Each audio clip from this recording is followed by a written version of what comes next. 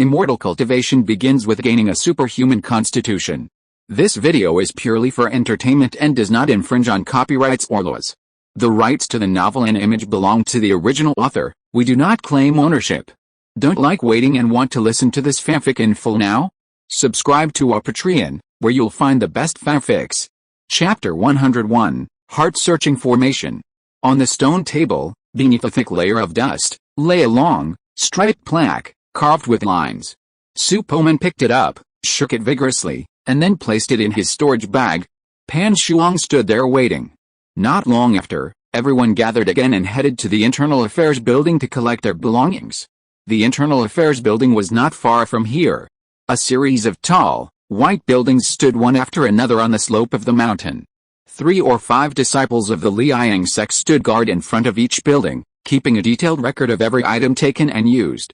Everyone stood at the door and took their turn to claim their belongings. It was a low-level storage bag with red markings. Inside was 5 low-grade spirit stones, a long-necked jade bottle about the length of a middle finger, and a low-grade standard magic sword. Although the magic sword was only low-grade, it was still a magical weapon. In terms of sharpness and hardness, it surpassed many legendary weapons in the martial arts world. Not only could it cut through iron like mud, but it could also channel spiritual energy. Finally, there was a red identity token and 2 sets of uniforms for lower-level disciples of the Liang sect. Many independent cultivators simply took out their tokens and hung them around their waists, beaming with joy. They had coveted this token for a long time. Every time they saw a Liang sect disciple passing by in the market, they would feel a pang of envy at the small token hanging from their waists. Now that they too had their own tokens, it was the others' turn to envy them. Fatty, I'm now considered a major sect disciple. From now on, I'm going to learn from those crabs in the sea and walk sideways in the market. Nairongchuan wore a goofy grin, fiddling with a token on his waist, his face overflowing with joy. He was already imagining how he would show off his status in the market. Brother, look at how silly he is.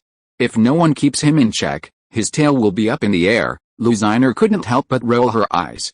Lu Man quickly pulled her aside. Little sister, please stop talking. This is so rude. Have you forgotten what your father said to you? Su Poman couldn't help but laugh. He felt that Nairongchuan and Lu Ziner really looked like a pair of enemies, disliking each other all day long. If they followed the plot of an idol drama, they would definitely end up together for some unknown reason. The rest of you can go back after collecting your things. Junior brothers and sisters who have practiced with you before, come with me to go through the heart-searching formation. Pan Shuang walked out, his eyes sweeping over Su Poman and the others, and he said slowly, "Okay, Senior Brother Pan." Lu Ziner was the first to respond, her voice exceptionally clear and loud, her eyes blazing as she looked at Pan Shuang. Pan Shuang was startled by the sudden enthusiasm and quickly coughed to cover up her embarrassment. She turned around and walked slowly in the other direction. Lu Ziner tugged at the corner of her clothes and hurriedly pulled her eldest brother to follow. Lu Man sighed helplessly. That girl's being a bitch again. Su Poman winked at Nairongchuan, then pouted at Lu Ziner. Bewildered, Nairongchuan asked, "Brother Su, what's wrong with your mouth? Is it cramped?" Su Po's face darkened, thinking the fat man was a complete idiot. Without further explanation, he followed him. "Brother Su, what's wrong with you? Are you so happy to have successfully entered the Liang sect that your mouth is crooked and your face is black?" Nairongchuan was puzzled. He flicked his sleeves, put his hands behind his back, and deliberately revealed the token on his waist. He walked forward with a proud and confident look. The Liang sect's heart-searching formation was set in a valley, surrounded by dense vines, with green vines spreading down from the valley's surface. Rays of white light intertwined to form a square area. In the center, brown cushions were placed, spaced 7 or 8 meters apart. Outside each formation, a disciple of the Liang sect, clad in crimson attire, stood. Standing at the valley's entrance, Pan Shuang explained with a smile, "When you enter, you can sit down on any empty cushions you find. The crimson-clad disciples beside the formations are your seniors from the Upper Dao Academy. They will activate the formations for you and record the fluctuations of the heart-searching formation. Don't worry, the heart-searching formation poses no danger. Just treat it as a dream." Su Poman followed the others into the valley, finding an unoccupied cushion and sitting cross-legged. Seeing Su Poman's readiness, the Liang sect disciple from the Upper Dao Academy outside the formations moved his fingers, casting a series of glittering red spells onto the formation plates. Then, Su Poman felt the voices in his ears suddenly vanish, and his vision was plunged into a vast white world. Images flashed through his mind: modern cities, skyscrapers, airplanes, high-speed trains, video games, Japanese art films, campus life. It felt like playing a comic strip in his mind, his entire life flashing through his mind. Except for the purple source roulette, everything else flashed by. Su Poman was engrossed in them. He saw his childhood, the small note hidden in his school bag by his deskmate, the doting eyes of his parents, the girl he had a crush on in his youth, and finally his perspective settled on the clouds above Mount Tai. Boom! The white before his eyes instantly faded. Su Poman opened his eyes, a look of deep longing in them. He looked up at the sky outside the valley and vowed to himself that he would return to the planet that haunted him and be with his family again. Outside the formation, the disciple from the Liang Sect's Upper Dao Academy looked a little strange. This was the first time he had seen someone pass the heart-searching formation so quickly. Su Poman suppressed his surging emotions, exhaled deeply, and calmly exited the formation. Reaching the valley entrance and greeting Pan Shuang, he returned to his own residence. He inserted the stone tablet into the hole next to the doorway, and the stone door slowly rose. Su Poman quickly cleared the weeds and debris from the stone house, then took out a dust-repelling talisman and activated it. A breeze blew away all the dust and filth from the stone house, instantly brightening and clean. It was late, and a light rain still fell, so Su Poman closed the stone roof and the stone door, plunging the room into darkness. Although Su Poman possessed the ability of night vision, he felt that this environment was a bit strange. So he patted his storage bag and found 2 moonstones from the pile of miscellaneous items that Liu Daor had stored. He jumped up, took out his magic sword, dug 2 fist-sized holes in the roof, and embedded the moonstones in the center of the roof. A pale silver light bloomed from the moonstones, spreading to every corner of the stone house. On the stone bed, after Su Poman sat cross-legged, he rubbed his palms with anticipation and said to himself, "I can finally draw the lottery now. I wonder to what level my physique can evolve with more than 10,000 energy points. I am really looking forward to it." Chapter 102 Super Brain. Su Poman closed his eyes, opened the light curtain of the purple source roulette, and used his mind to lightly tap on the words "click to extract." More than 10,000 energy points on the light curtain were instantly cleared, and then turned into faint light and disappeared on the purple source roulette. Click, the ancient and mysterious roulette wheel turned 3 squares in succession.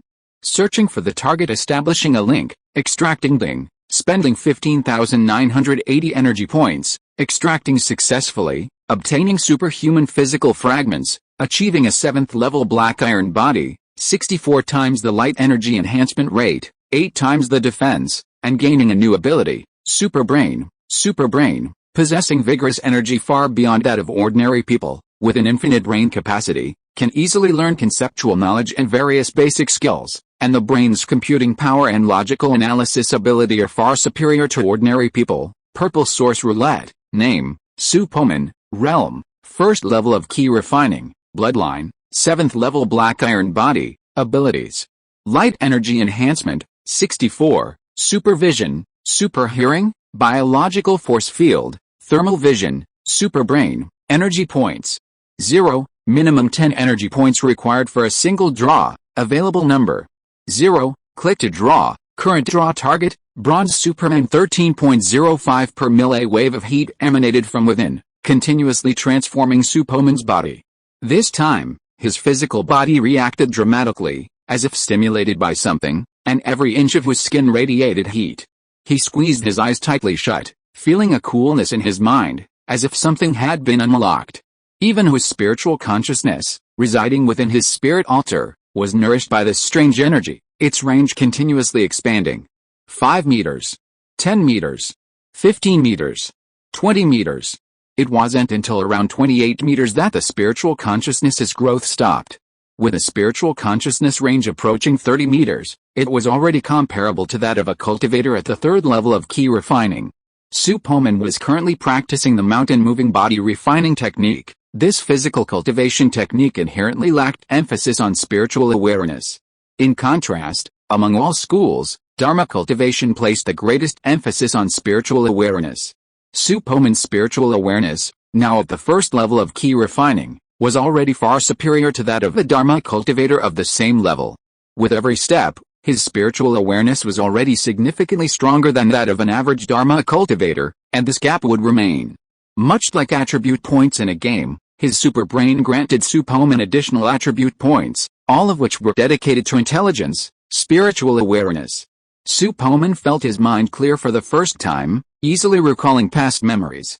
Scenes were vivid and lifelike, as if they had just happened before his eyes. The various pieces of knowledge in his mind were organized and categorized, like folders, ready for immediate reference. Recalling the previously obscure parts of his cultivation technique, he felt a sudden enlightenment. Not only did he gain new insights, but he was also able to apply them to other situations. He essentially grasped the entire technique in an instant. This level of understanding surpassed even the Liang sect elders responsible for teaching the technique. Furthermore, Su Poman, circulating the formula for the incredibly difficult ancient breathing technique through his mind, effortlessly mastered the technique to the minor success stage. Upon practicing it, all his spiritual energy vanished, leaving him, no matter how he used his spiritual sense, as nothing more than an ordinary person. The ancient breathing technique at the minor success stage could conceal the strength of a foundation establishment stage. For a ki refining stage cultivator, it could conceal at least 5 minor stages. Is my super brain so powerful? Let me try again. Su Poman patted his storage bag and pulled out an ancient tome with a pentagram engraved on its cover. This tome, Basic 5 Elements Magic Spells, contains over 30 spells of various attributes, including Fireball, Water, Quicksand, Minor Rejuvenation, Golden Light, Dust Repelling, Light Body, and Finger Sword. These spells are highly practical low-level spells, used by cultivators from the 1st to the 12th level of ki refining. However, due to limited energy, cultivators, aside from those practicing magic, only select 4 or 5 at most. More would interfere with their cultivation. Whoa. Su Poman flipped through the pages with incredible speed, reaching the next in less than a second. He scanned each page, imprinting it firmly in his memory. Before long, he had finished reading the thick ancient tome. As his mind analyzed a flood of information, he slowly opened his eyes and smiled. Let's try the fireball technique first. He chanted a mantra silently, forming hand seals with his fingers. Spiritual energy surged from his danshan, flowing along a strange path. Quick, Su Poman shouted, and spiritual energy burst forth. With a bang, a small spark appeared from his fingertips. It seems only my brain has mastered it now, but my body hasn't yet adapted. But this is still relatively fast.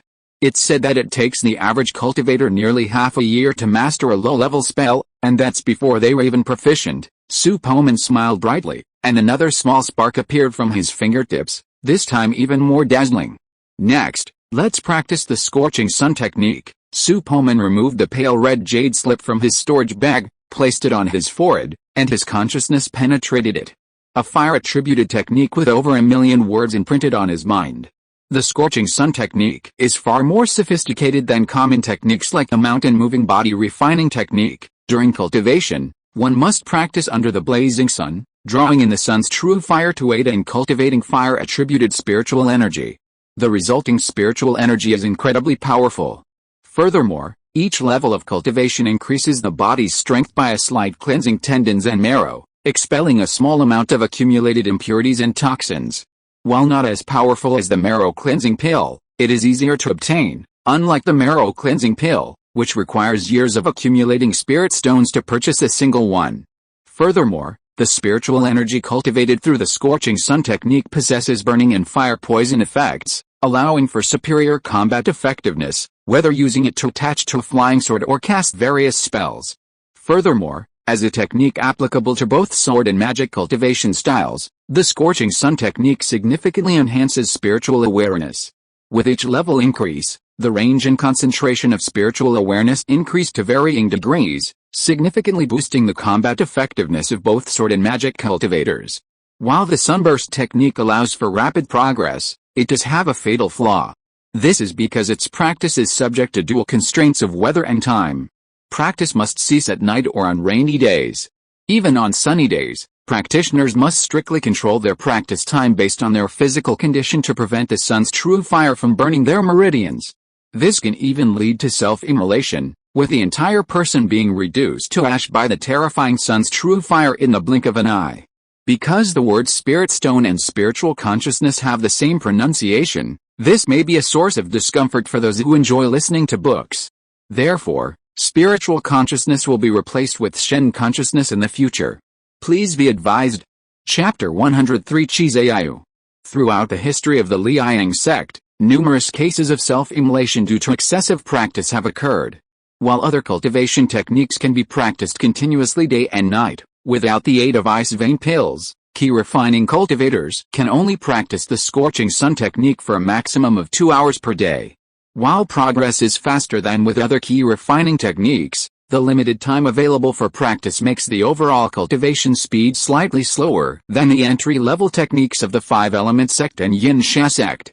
However, if a diligent practitioner of this technique earns sufficient spirit stones or sect contributions through various means to exchange for ice vein pills, their cultivation speed will accelerate significantly, even matching or even surpassing the pace of similarly qualified disciples from the other two sects.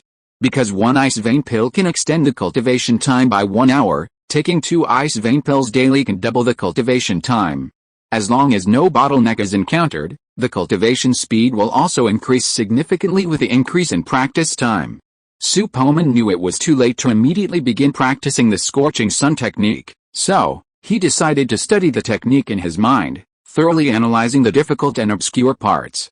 A long scroll of tiny red characters surfaced in his mind, and his brain raced, analyzing each word, quickly grasping the essence of the practice and preparing for tomorrow's training. Under the cool glow of the moonstone, Su Poman's brows alternated between furrowing and relaxing, as his super brain rapidly digested millions of words of information. Halfway through his comprehension, he felt as if his head had been struck by a sledgehammer, and his vision went black. What's going on? I'm busy. Su Poman's face was as pale as snow, beads of sweat dripping from his forehead, and he was breathing heavily. Gurgle, his stomach rumbled like thunder, and a long-lost hunger crept into Su Poman's heart. With a single thought, he understood the situation. While the super brain was immensely powerful, it consumed energy at a rate far exceeding his physical energy consumption. He was currently experiencing a loss of basic energy due to its overactivity. This energy loss differed from other energy attributes because the super brain derived its power from the black iron body. The energy consumed was derived from his daytime sunbathing, and had nothing to do with the energy points converted from the spirit stones or his internal spiritual energy. Su Poman sat cross-legged, expending a significant amount of his spiritual energy before his condition gradually stabilized.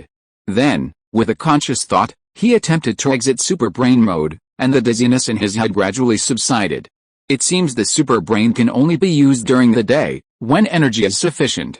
If it were the full Superman form, it wouldn't have so many limitations. Su Poman pondered for a moment, then felt a wave of drowsiness wash over him, and he collapsed onto the stone bed, falling asleep. The dark clouds had dispersed from the night sky, and the stars twinkled in the pitch-black darkness. A gentle breeze blew, dispelling the dampness from the heavens and earth. Many disciples from the lower Taoist academy, taking in the celestial phenomena during their free time, smiled. Tomorrow should be a sunny day.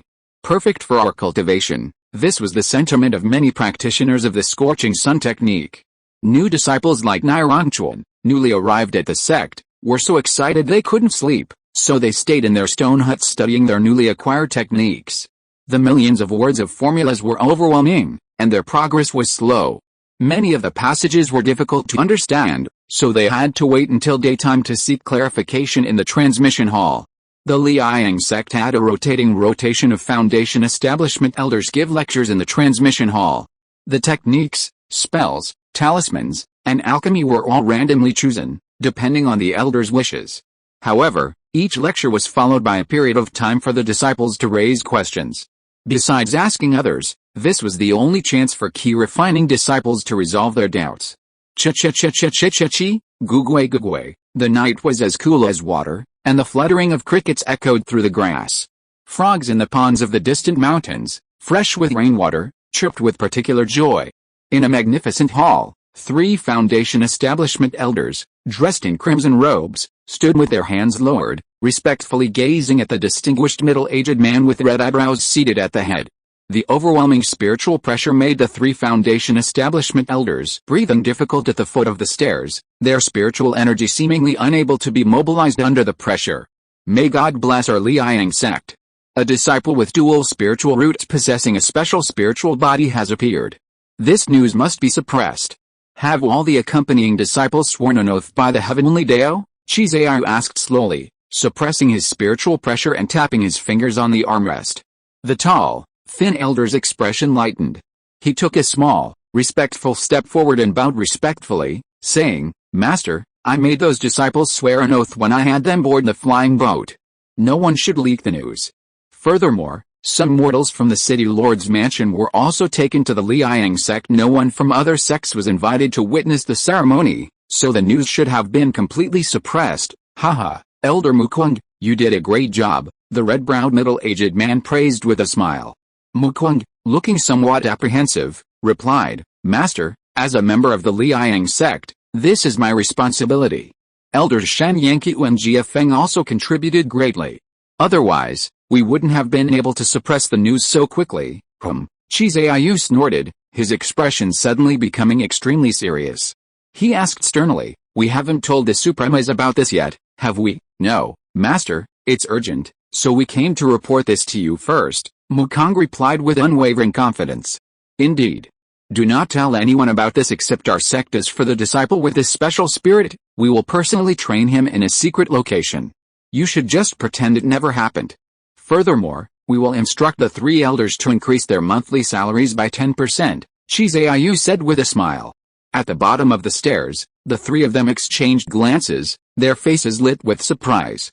They bowed deeply and shouted, Thank you, Master, for your kindness. If there's nothing else, please leave. Chizayu waved his sleeves, turned around, and said, his back to the three. We'll take our leave. The three of them stood up, bowed again, and slowly exited the hall. Wait, Chizayu suddenly turned, his gaze blazing, his spiritual pressure descending upon them like a vast ocean. Plop, plop, plop. The three of them stumbled, falling to the ground one after another under the terrifying pressure.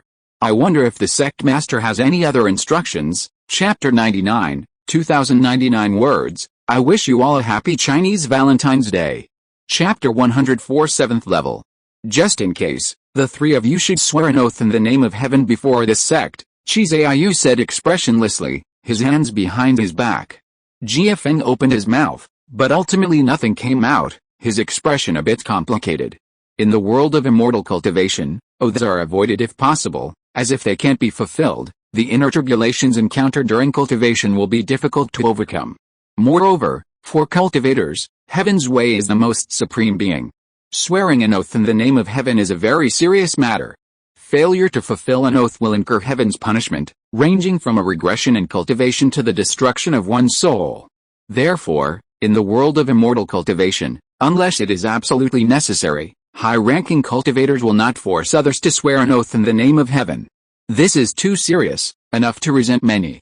Master, Mukong is loyal to the Liang sect, so I naturally swear in the name of heaven. Mukong stepped forward, his expression solemn. Heaven above, I, Mukong, hereby swear that I will never reveal the secrets of the Liang sect's special spirit to anyone else. If I break this oath, I will be spurned by heaven, struck by 5 thunderbolts, and my soul will be shattered, never to return to reincarnation. Shan Yanqiu's face, now free of the alcohol, tugged back at the wine gourd at his waist, and mimicked him. Heaven above, I, Shan Yanqiu, hereby swear that I will never reveal the secrets of the Liang sect's special spirit to anyone else. If I break this oath, I will be spurned by heaven, struck by 5 thunderbolts, and my soul will be shattered, never to return to reincarnation. Seeing this, Jia Feng stammered, then stepped forward and repeated similar words. After swearing, all three of them felt a faint thundering sound within their souls, as if heaven were responding, filling them with a deep sense of awe. Very good, Chizayu smiled faintly again, and with a wave of his hand, he declared, you may withdraw. Yes, sect master. The next morning, Su Poman opened his eyes and immediately activated the mechanism to lift the roof. Sunlight streamed through the half roof, and his body was enveloped by an intense warmth. Threads of energy continuously seeped into his flesh, strengthening every inch of his flesh and bones. This feeling was several times stronger than when he had previously achieved the 4th level Black Iron body. In just a few moments, he had achieved the same improvement as a whole day of sun exposure. At the same time, the 7th level Black Iron body had increased his defense to a terrifying level. His physical strength had previously been comparable to that of a 9th level key refining cultivator, but now it was at a level even he himself could not have predicted. Su Poman, with a flicker of thought, activated his super brain mode and made a rough calculation based on the available information. Su Poman was astonished to learn that, ignoring other means, his current defense had likely reached the level of a body refining cultivator in the early stages of Foundation establishment. This meant that even the low-level spells cast by key refining cultivators would be like a tickle, unable to penetrate his defenses. Furthermore, the thickness of his biological force field had increased from 3 inches to 7 inches. This force field now covered an area over 20 centimeters from his physical body, capable of withstanding attacks below the Foundation establishment stage. Furthermore, the bio-force field could instantly transform into a thicker, more defensive transparent shield, capable of withstanding even more powerful attacks from a specific direction. Su Poman was now like being encased in an indestructible tortoise shell. Aside from those or objects he had consciously identified with, no one could harm him through sneak attacks. Comfortable, Su Poman squinted his eyes, enjoying the sun's massage. Every cell in his body greedily absorbed the energy contained in the sunlight. The energy he had consumed last night was quickly replenished, and his body's energy storage capacity increased. His Black Iron body strengthened his body while simultaneously storing excess energy. With a thought, Su Poman deactivated his super brain mode, accelerating the sunlight strengthening of his body. He felt himself growing stronger with every passing second, feeling a surge of security in his growing strength. "Brother Su, are you awake? It's time to register at the Taoist Academy today," Nirongchuan's slightly gruff voice called from outside. Su Poman opened his eyes and, with a flick of his mind, saw Fatty Nai outside, carefully sorting through the newly issued Liang sect uniforms. "Brother Nai, wait a moment. I need to change." Su Poman patted his storage bag and pulled out a red robe emitting a faint spiritual aura. He examined it carefully and discovered that the material was truly extraordinary, made of an unknown red crystal thread. The surface of the garment was dotted with fingernail-sized pieces of pale red crystal. These crystals were arranged in a pattern, forming a great sun pattern, reminiscent of the massive statue at the mountain gate. After changing, Su Poman stood up. He was now dressed in a red robe, his long hair casually cascading down his back. Hanging from his waist was the Liang sect's disciple token and an exquisitely crafted storage bag. From a distance, he looked incredibly handsome, truly possessing the air of an immortal. With a loud bang, the roof closed, and then the stone door slowly opened. A chubby figure turned, his eyes as wide as 2 yellow beans as he stared over. "Brother Su, you look much better in this outfit than I do. Let's go. Let's go to the Dan Tower first to exchange for some Bigu pills, and then we'll go to the lower Taoist temple to register," Nirongchuan greeted with a smile. Bigu pills. Su Poman's face was a little strange. He didn't need to eat right now, so Bigu pills were useless to him. However, he couldn't refuse Nirongchuan's invitation, so he had to bite the bullet and go to the Dan Tower with him. Although it was still early, a long line had already formed outside the Dan Tower. A huge, cinnabar red, 6-story tower stood on the mountainside. Although the first floor of the stone tower was spacious, it only had 2 doors. The left side was dedicated to exchanging Bigu pills, while the right side was for exchanging other elixirs. The other doors were only open to disciples affiliated with the Dan Tower. "Brother Nai, there are too many people here. Why don't we go to the Taoist temple to register first and then come back in the afternoon to exchange Bigu pills? For cultivators like us, skipping a meal or two is not a problem," Su Poman suggested. Nirongchuan looked at the line that had already stretched to the stone steps, thought for a moment, then nodded and said, "Brother Su, what you said makes sense. There's no rush to exchange for the fasting pills. Let's go to the Taoist temple to sign up first. By the way, have you decided which lower Taoist temple you want to join? The Sword Monastery or the Magic Monastery?" Chapter 105 Lower Daoyin. Su Poman frowned, a look of deep thought forming. He secretly activated his super brain mode, attempting to analyze the current situation. The previous battle with Mengshan and Pu State had exposed many flaws. Although Su Poman now possessed the highly perverted attack of heat vision as a trump card, it was concealed and unsuitable for public use. Therefore, he needed to find a more visible means to address his shortcomings. The mage monastery specialized in various spells and magical instruments, and its elders taught the most spells. However, his rapid grasp of magic allowed him to master virtually any spell without instruction. Therefore, joining the mage monastery wouldn't be of much benefit to him. On the other hand, the sword monastery possessed the secret technique of sword control, which could refine the mind into a single unified force, resulting in the highest attack power of all schools. However, its only shortcoming was its low defense, with little emphasis on defense improvement. Consequently, the high mortality rate among sword cultivators discouraged many. However, this shortcoming didn't apply to Su Poman. Not only did he possess a body of black iron, he also cultivated the physical cultivation technique, mountain refining technique, greatly enhancing his survival abilities. Furthermore, while he couldn't learn sword control at the mage monastery, he could exchange his sect contributions for powerful spells at the Black Flame Tower. Therefore, the path best suited him was sword cultivation. Su Poman, armed with the purple source wheel as a cheat code, naturally had greater ambitions than other cultivators. He wasn't content with being a mere mage or tank. Currently, his true ambition was to cultivate in all three disciplines, aiming for even greater development in the future.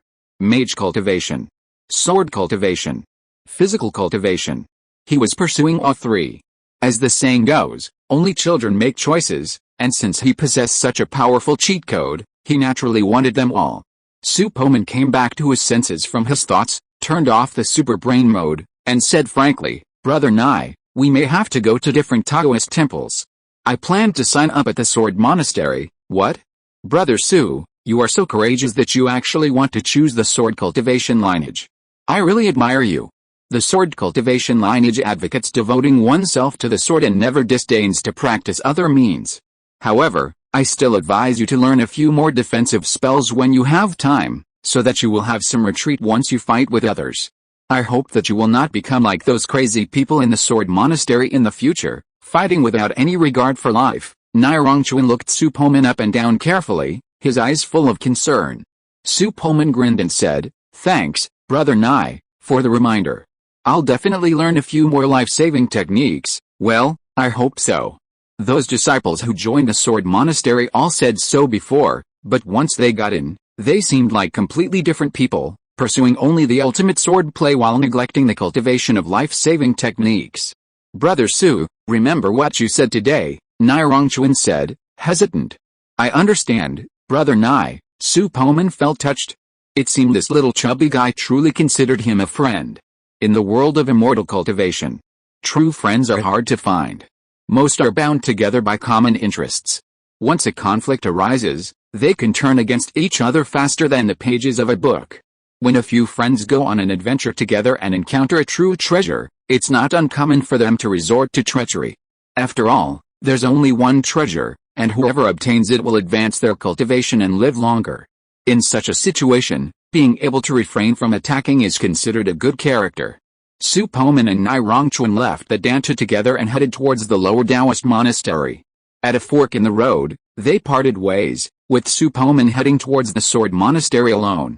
Compared to the Dharma Monastery, the road leading to the Sword Monastery was much sparser, and the vast majority were men. Nearly 80% of the female cultivators had gone to the Dharma Monastery. Female disciples were already scarce in the Liang sect, making the Sword Monastery a monk's academy that newer disciples shunned. As they approached the Sword Monastery, black, stubborn stones began to appear on both sides of the road.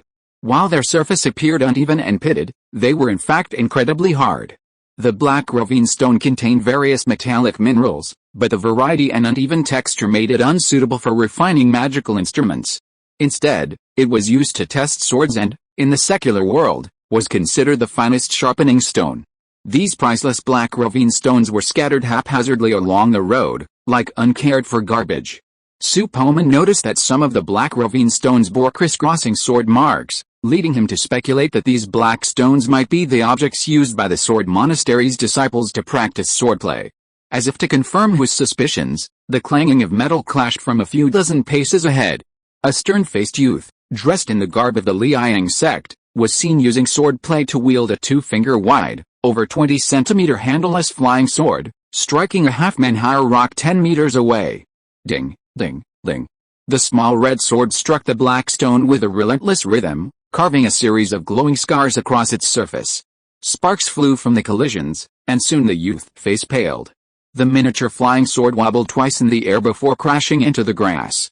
The sullen-faced youth rubbed his temples, closed his eyes for a moment, then reopened them. A tiny red flying sword slowly flew toward him from the brush, landing in his hands. He carefully placed it in the equally tiny sword case at his waist. The sullen-faced youth stood up, carefully brushed his clothes, and then slowly left the area. Similar scenes unfolded in every corner.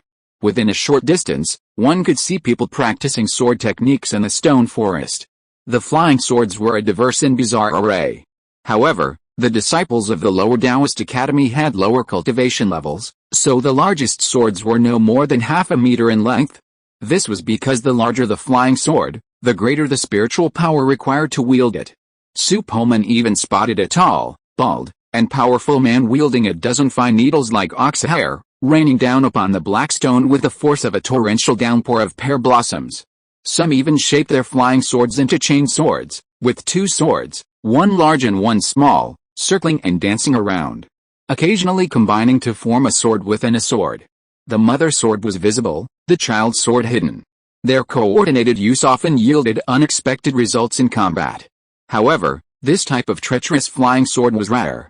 The majority of sword monastery disciples wielded conventional flying swords, broadly classified by their hilts into 3 categories: hilted, hiltless, and short-hilted. Wow, so huge! Su Poman was so stunned by what lay ahead that he even paused.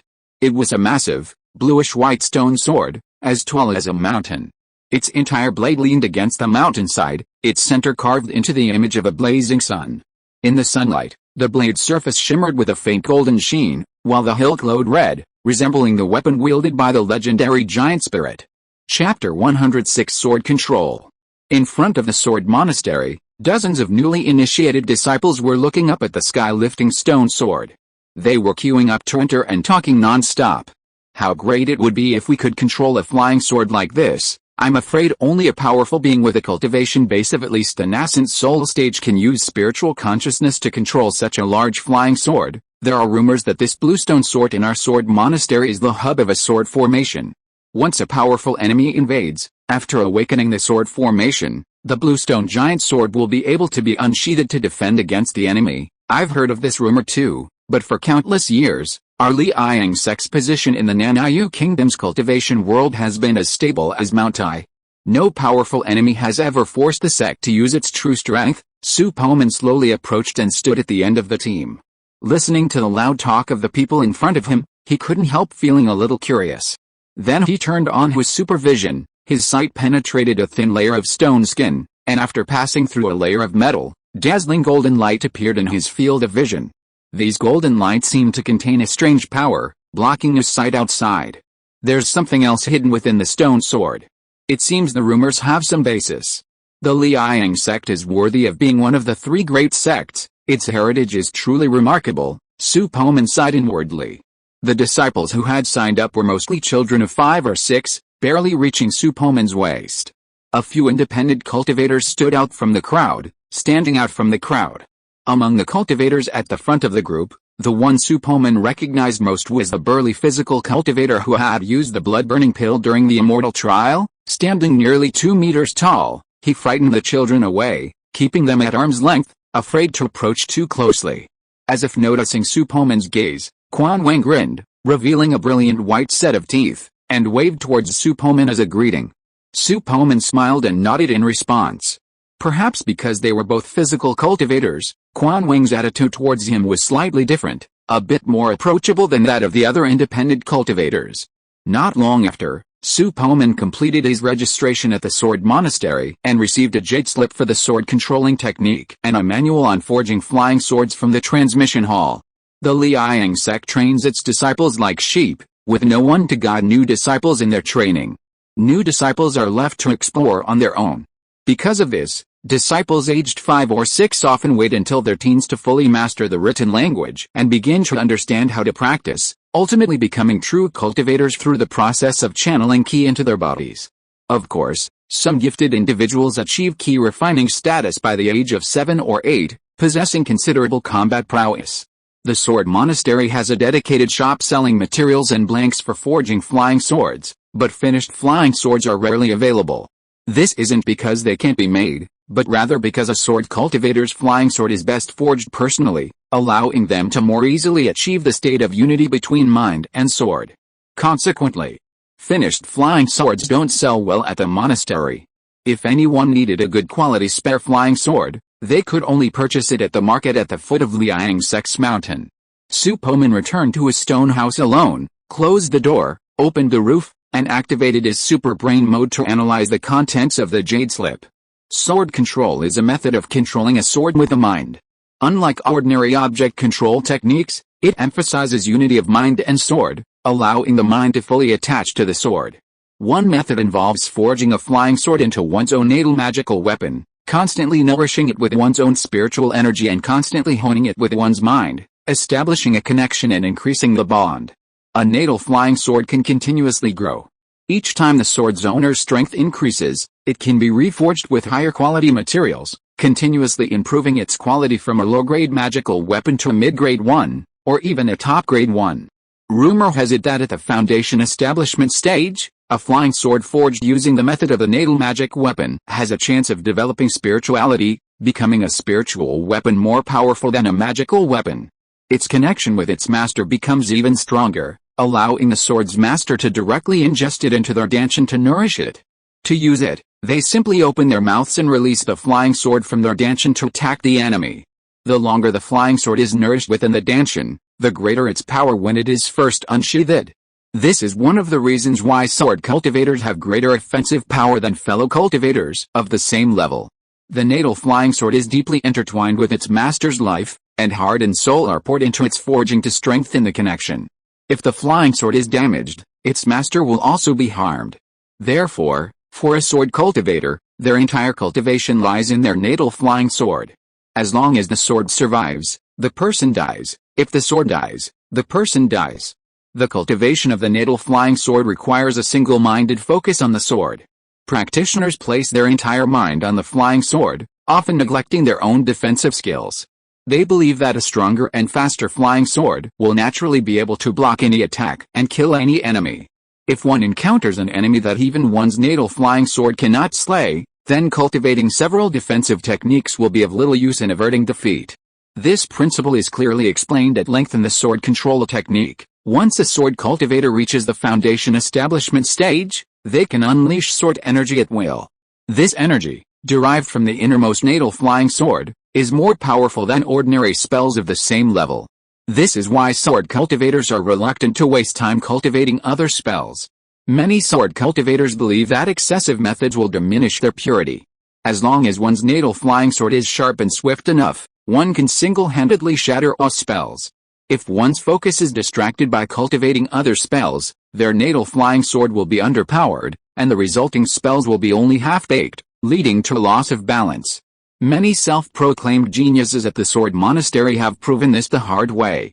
The second method in the Jade Slips of Sword Control Techniques describes how to refine one's spiritual consciousness through various methods, bringing it to an extremely concentrated state. Originally, one's spiritual consciousness could lift a 10-kilogram object, but after spiritual consciousness refinement, one could lift a 20-kilogram object. Much like training a muscle, various secret techniques and exercises are used to increase the strength of spiritual consciousness. If the range of spiritual consciousness determines a mage's spellcasting speed, then the strength of spiritual consciousness determines the attack power of a sword cultivator's flying sword. For sword cultivators, the range of spiritual consciousness is secondary, increasing the strength of spiritual consciousness is the primary concern. The Jade Slips categorize spiritual consciousness refinement into 3 types. The first involves continuously reciting a short mantra from the Spiritual Consciousness Refinement chapter to hone one's spiritual consciousness. This method is time-consuming and painful. Each use of the spiritual refinement mantra causes a strange pain within the practitioner's sea of consciousness, an ache that rips through the soul. Many give up this practice after a few attempts. The second category is a training method. By repeatedly controlling the sword against the enemy, completely depleting the spiritual power, and then recovering it. One can slightly increase the strength of the spiritual power. This is the method used by most disciples in the Sword Monastery. The third category is a method of external assistance to enhance spiritual power. It is achieved by taking certain elixirs to strengthen the spiritual power. However, elixirs related to spiritual power are extremely expensive, and even cultivators in the foundation establishment stage are reluctant to purchase them. Therefore, this method is not suitable for low-level cultivators. The Jade Slip of Sword Controlling Technique only mentions it briefly, without a detailed description. Chapter 107, Sun-Blazing Technique. In addition to the natural flying sword and spiritual consciousness tempering techniques, the Jade Slips of Sword Control techniques also highlight the deployment of a sword formation. Perhaps due to the limited spiritual power of key refining cultivators, the Jade Slips only contain a sword diagram for the 3 talents sword formation. The 3 talents refer to natural talent, earthly talent, and human talent. Therefore, to deploy the 3 talent sword formation, 3 flying swords are required. The sword formation is primarily based on the natal flying sword, with the other 2 serving as auxiliary forces. Special inscriptions and incantations link the 3 swords. Once activated, the other 2 swords join the natal flying sword in a 3 talents formation, executing coordinated attacks based on the mysterious formation's positioning. Each time the natal flying sword changes position, the other 2 swords are drawn in by the formation, automatically adjusting the position and speed midair. This sword formation can cause the enemy to panic and struggle to cope, leaving any gaps in their defenses vulnerable to the combined force of the 3 talent sword formation. While this sword formation is incredibly powerful, its use significantly increases the spiritual energy consumed, and it's not easy to master. Simply recording the initial array patterns can stump many. Finally, the Jade Slip detailed the secrets of sword control, outlining various techniques and ingenious ways to utilize spiritual consciousness. The most essential of these was the practice of spiritual consciousness refining. Through specific methods, a spiritual consciousness seed is implanted within the flying sword. With continuous refining, sword control skills will continuously improve, and the connection with the sword will grow ever closer. Su Poman reviewed the contents of the Jade Slip in his mind, then devoted himself to analyzing it. After an entire morning, he had grasped the key points. Further study and reflection were all that remained to fully grasp the sword control technique. Of course, this was merely comprehension. True mastery was still a long way off. Su Poman glanced at the sky and realized that if he spent any more time studying the techniques for forging a flying sword, he wouldn't have time to practice the scorching sun technique. Besides, forging a flying sword wasn't urgent, so he decided to practice the scorching sun technique first. It was noon, and the sun was high in the sky. The sunlight was at its hottest point of the day, and many disciples of the Liang sect chose this time to begin practicing the scorching sun technique because the sun's true fire was at its most intense, resulting in a higher purity and properties of fire-attributed spiritual energy. Su Poman mentally reviewed the key points of the scorching sun technique, closed his eyes, and visualized the sun within his spiritual altar. He used his spiritual consciousness to draw in strands of the sun's true fire from the sunlight, simultaneously drawing the surrounding fire-attributed spiritual energy into his body, which flowed through his meridians in a profoundly mysterious manner. The moment the fire spiritual energy entered his body, Su Poman's consciousness detected tiny specks of flame within it. These faint golden flames were the legendary true fire of the sun. However, unlike the burning sensation in his meridians described in the technique, Su Poman felt no discomfort when the sun's true fire entered his body. Instead, he felt as if every cell in his body was cheering with joy, instantly devouring the scarce golden flame. Su Poman quickly stopped practicing and opened his eyes, a quizzical expression on his face. What's going on? Could it be related to my superhuman constitution? Closing his eyes, Su Poman once again attempted to absorb the spiritual energy of heaven and earth.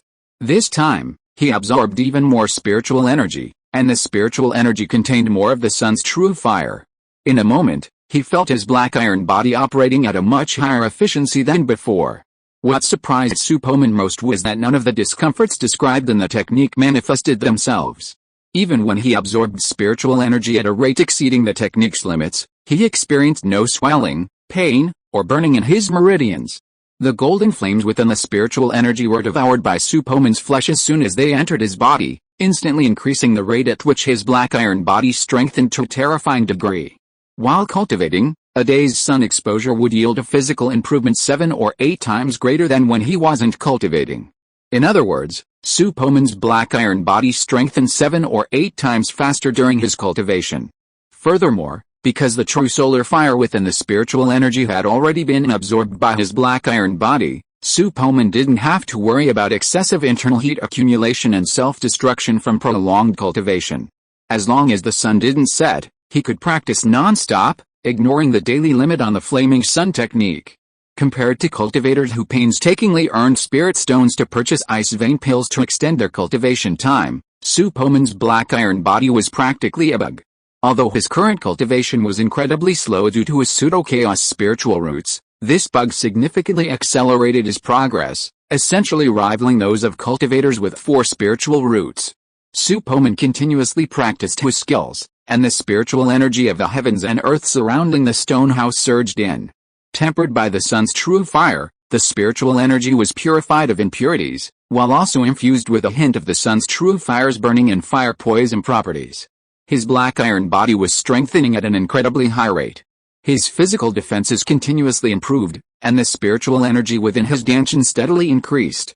He felt as if every cell in his body was like a beggar who had been hungry for 3 or 4 days, devouring the sun's true fire frantically, like a bottomless pit, insatiable and insatiable. After circulating through his body for a full cycle, the spiritual energy transformed into spiritual power, stored in the vortex within his dantian. As the spiritual power increased, the vortex expanded and expanded, eventually reaching a very stable state, slowly rotating within his dantian. It's done. Su Poman opened his eyes and sensed the state of his body. He discovered that he had successfully cultivated the first level of the scorching sun technique. He now had 2 vortexes within his dantian, one belonging to the mountain moving body refining art, and a slightly smaller one belonging to the scorching sun technique. The vortex created by the moving mountain body refining technique was darker in color, with a crimson outer layer of ki. It rotated slowly, accelerating only when the ki was stimulated. The spiritual energy vortex of the scorching sun technique was brighter, resembling a small sun suspended within the dantian. Though smaller, it was incredibly powerful, forcibly pushing the crimson vortex created by the moving mountain body refining technique to the edge of the dantian, emanating a searing, masculine aura. Su Poman was practicing vigorously when he suddenly felt the speed of the scorching sun technique drop dramatically, and the strengthening rate of his black iron body also began to drop significantly. He opened his eyes in frustration, only to be startled to find that everything around him had fallen into darkness, with only a sliver of sunset glimmering on the horizon. Time flies. I haven't even finished practicing yet, and it's already dark. Su Poman felt a sense of unfulfilled desire. He counted on his fingers and realized that he had been practicing since noon for nearly 7 hours, far exceeding the limit for the scorching sun technique. Chapter 108 Night Market.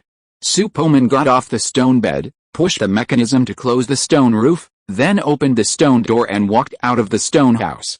The evening breeze was cool, and lanterns hung on the mountain road. The huge sun statue at the mountain gate was emitting a faint yellow light, which reflected the moonlight in the sky, shrouding the entire Liang sect in a faint glow. The lower Taoist temple was very lively at night. Because the disciples could not practice at night, and practicing magic was extremely boring, many people set up small stalls on the mountain road to sell various materials and items obtained from their experience. Some people even brought up some mortal items from the mountain below. The entire road was like a night market, and groups of Liang sect disciples in red robes wandered around. As they passed through the stone house area, Su Poman happened to see a chubby figure walking towards them. "Brother Nai," Su Poman called softly. Nai Rongchuan looked up, his gaze clear, a look of surprise on his face. He said slowly, "Fellow Taoist Su, I was just about to look for you, but I didn't expect you to come out first. I've been stuck in the stone house all day studying martial arts, and my head is about to explode. Tonight, let's go to the lower Taoist temple's night market. It's a good time to get familiar with the sect and make some friends." "That's exactly what I was thinking." Su Poman nodded and smiled. "Let's go. It seems quite lively over there." The stone house area was dimly lit, while the mountain road in the distance was brightly lit. The distant sounds were like the buzzing of flies. Su Poman and Nai Rongchuan walked out of the stone house area and headed towards the mountain road. Along the way, They encountered many unfamiliar old disciples of the lower Taoist temple also heading in the same direction. However, they didn't pay much attention to the two newcomers. As they passed by, their faces were full of indifference, and they didn't even bother to stop and greet them. Following the intertwining paths, the two arrived at the night market area, lined with stalls selling a variety of goods. The vendors' cultivation levels varied widely, ranging from the 3rd to the 5th key refining stage. Cultivators like Su Poman at the 1st key refining stage were extremely rare.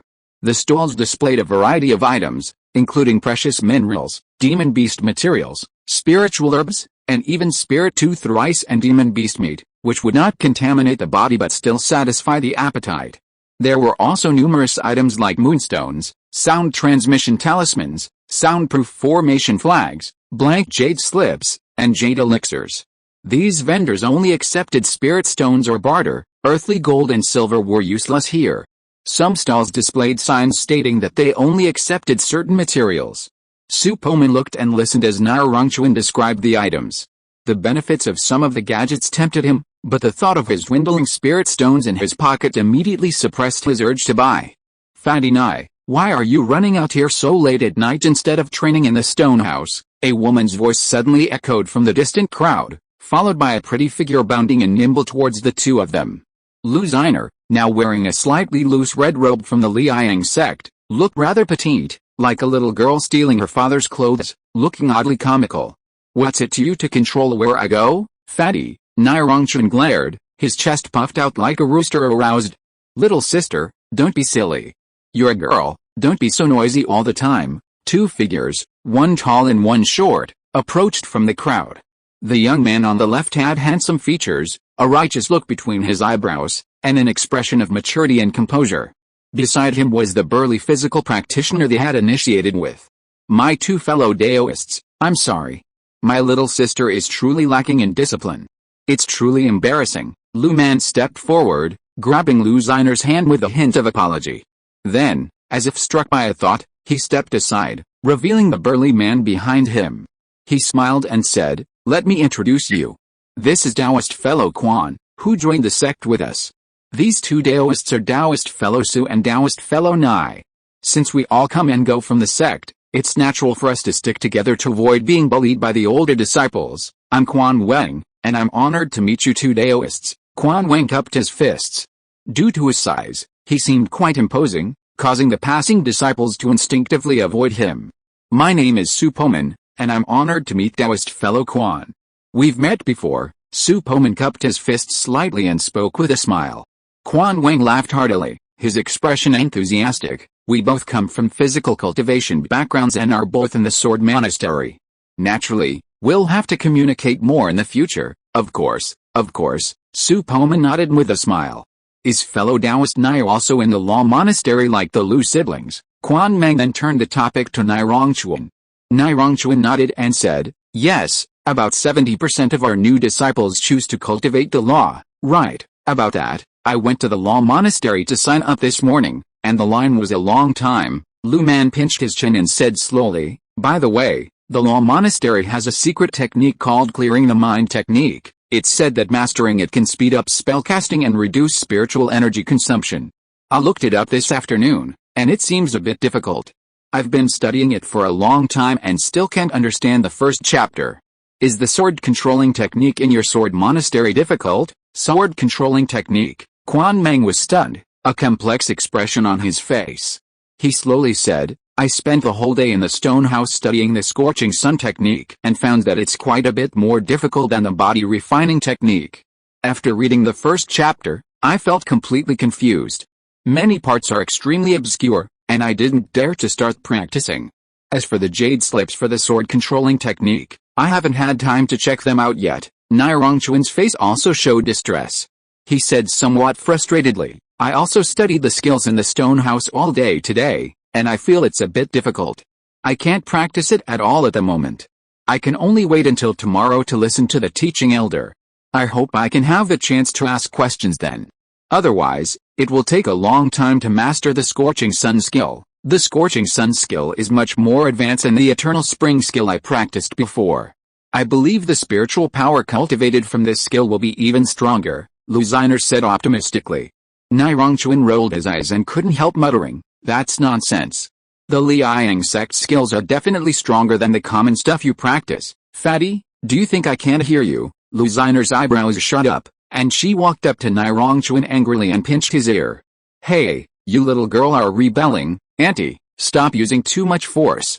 I told you to stop talking nonsense. Little sister, stop it." The three of them were in a mess. Lu Xiner grabbed Nirongchuan's ears and refused to let go. Lu Man tried to stop her with an anxious look on his face, while he kept apologizing to Nirongchuan. Su Poman and Quan Wing smiled at each other, both amused by the scene before them. At this moment, a dozen ferocious old disciples came up the mountain road. They all had a black silk cloth with dragon patterns tied on their arms. Wherever they passed, people and horses fell to the ground, and passers-by avoided them. "Fellow Taoists, I'm sorry, I had an accident yesterday and went to the hospital. If you're listening to this novel on a channel other than Fanfic World, it means they downloaded and uploaded it without effort. We cordially invite you to visit our channel, Mundo Fanfic Novelis. There you'll find the original version of this story and you can explore many other novels of various genres.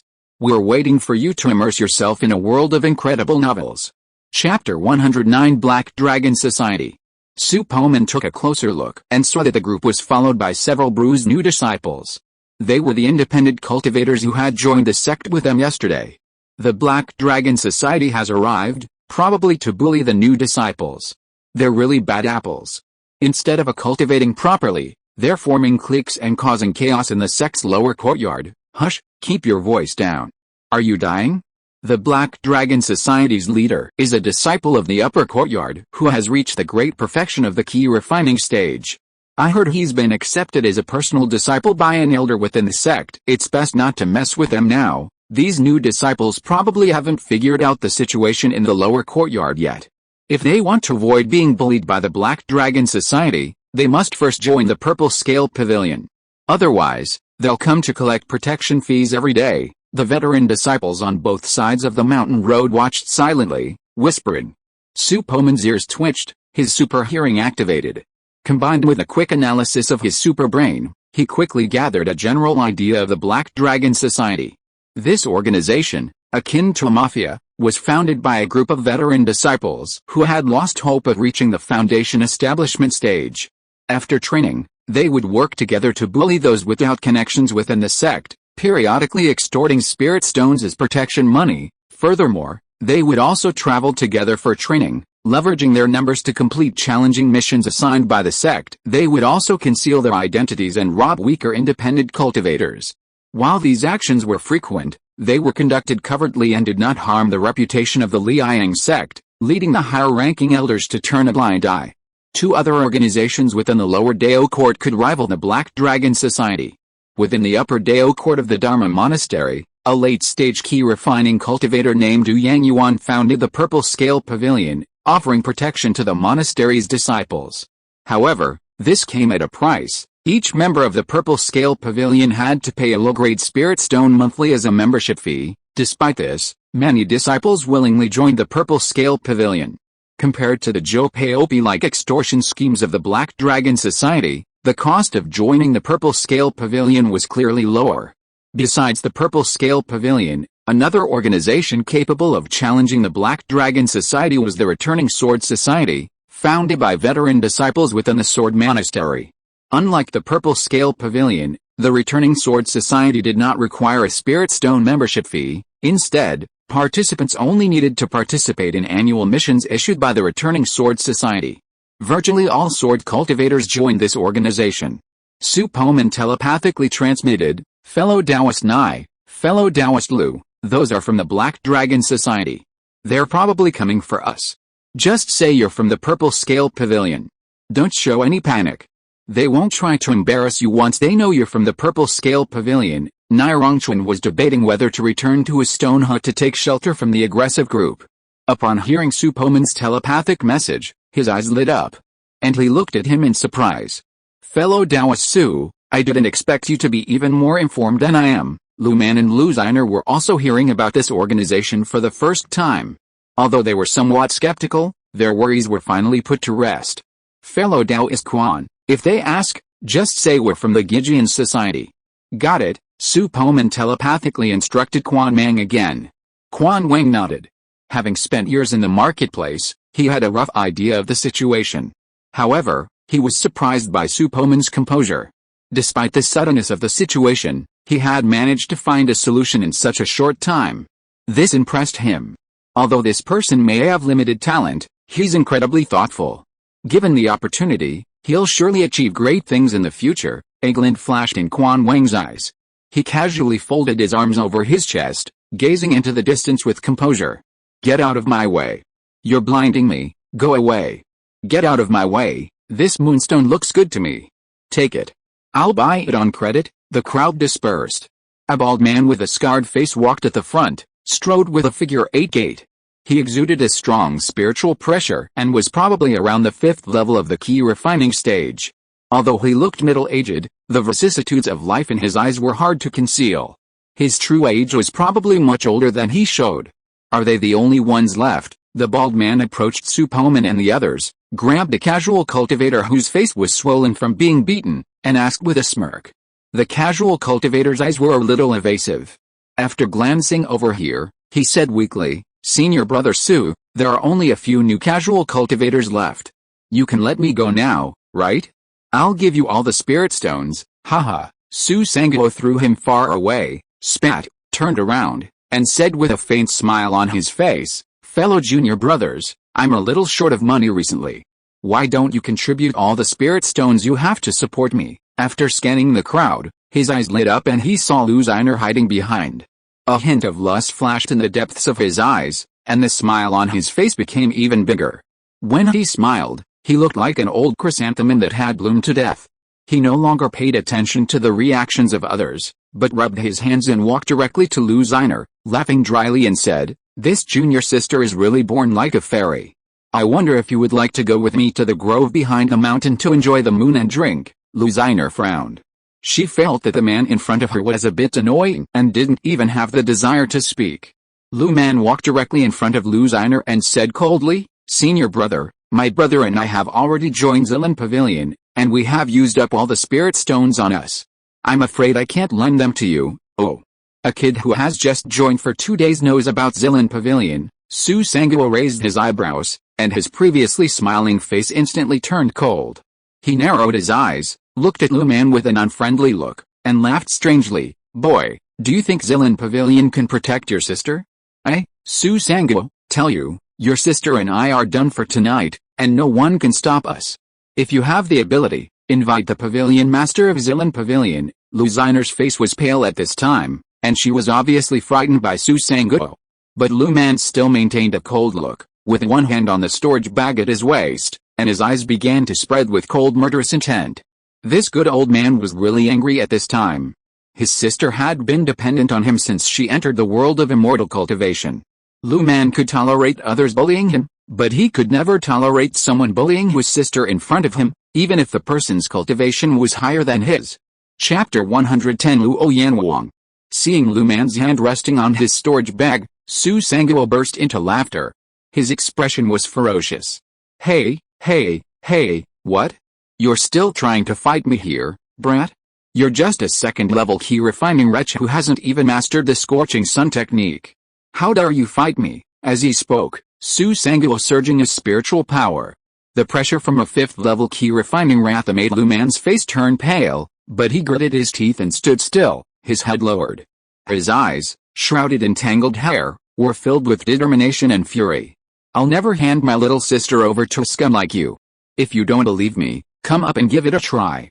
A common man's anger can cause blood to splatter within 5 steps. Lu Man slapped his storage bag, pulled out a fan-shaped magical weapon, and declared without hesitation. Good boy, it seems you're determined to defy me. Today, I'll teach you a lesson. I'll teach you how to respect your senior brother. Su Sanguo rolled up his sleeves, ready to teach Lu Man a lesson.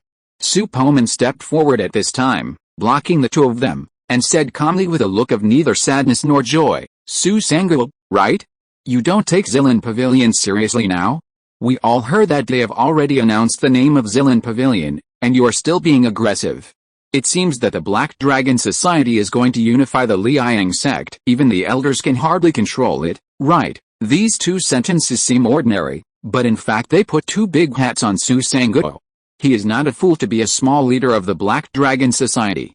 His expression became a little uncertain, and he said with force, "I never said that. He and I just have some personal grudges. It has nothing to do with Zilin Pavilion and the elders." Then, he seemed to react, staring at Su Poman with a bad look, and asked coldly, "Who are you, kid? You come out at this time to talk nonsense and meddle in other people's business. I think you, a new disciple, need to be punished." Haha. Su Poman laughed and said slowly, "I'm also a new disciple, and I've joined the Gigian Society. Is this senior brother trying to collect protection fees from me, the Gigian Society disciples? Who do you think you are, kid? How dare you speak to Brother Su like that? I think you're tired of living." Another member of the Black Dragon Society pointed at Su Poman and shouted loudly from the crowd. At this moment, the crowd in the distance commotion again, attracting everyone's attention. A deep voice came from the distance. "Tubby Su, I heard that you stretched your hands to the disciples of my Zilin Pavilion. What's the matter? Don't you take my Zilin Pavilion seriously? Also, is it Li Zhen whose intention to do such a shameless thing as blackmailing new disciples? He wouldn't do that, would he? He has been accepted as a disciple by the 9th elder, so he should not be short of such resources, right? If it is the intention of the subordinates, then I will have a good talk with him another day. He can't even manage the dogs under him, so he might as well kill them all." When Su Sanguo heard this voice, his face turned pale in an instant. "I am so unlucky.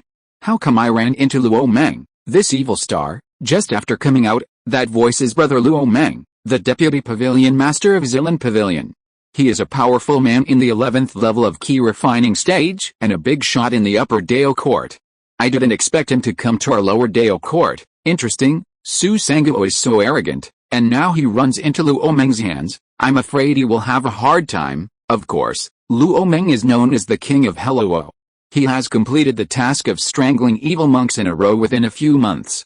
His combat power is very fierce. I've also heard that Senior Brother Luo's methods of dealing with evil cultivators are extremely cruel. Once, a ghost cultivator who used a town of mortals to refine whose souls fell into his hands and screamed in agony for 3 days and 3 nights before he finally gave up. Listening to the surrounding discussions, Su Sanguo's face slowly fell, but then he forced a smile and bowed to greet the person approaching from a distance. Su Poman also turned his head and saw from a distance a middle-aged man with a square face approaching with the gait of a dragon or a tiger. Although his speed didn't seem fast, he had passed through the crowd in a few flashes and reached Su Sanguo. "Greetings, Senior Brother Luo. I meant no offense to the Zilin Pavilion. I beg your forgiveness." Su Sanguo knew that any more explanations would be unnecessary. The best thing to do now was to get away with it and leave. HMPH, Luo Meng snorted coldly, frightening Su Sanguo so much that he shuddered and lowered his head even lower. "Everyone else from the Black Dragon Society, please disperse. Su Sanguo, please accompany me to practice my new magic," Luo Meng said slowly. "Brother Luo, I have some things to do.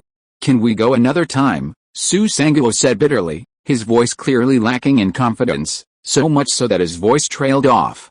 "What did you say? I'll ask you again, are you going or not?" Luo Meng's face hardened as he demanded, his tone stern, as if he were suppressing rage. The mere word no from the other party would instantly trigger his anger. Su Sanguo quickly responded, "Brother Luo, I'll go. Don't be angry." Luo Man breathed a sigh of relief and bowed deeply to Luo Meng. "Greetings, Brother Luo. Thank you for your help, you're quite courageous, boy." "Not bad. Report to Zilin Pavilion tomorrow." "You don't have to thank me for this. Thank Pan Shuang instead. We were having a drink, and he dragged me here." Luo Meng waved his hand, looking around, and said with some surprise, "I saw Pan Shuang just now. Why doesn't he dare show up now?" With this, Luo Meng lifted Su Sanguo up with one hand, as easily as if he were a chick. He slipped through the crowd and disappeared down the mountain road. The other members of the Black Dragon Society, knowing it was time to avoid further trouble, all withdrew. "Why would Brother Pan Shuang help us?" Luo Man muttered to himself, somewhat puzzled.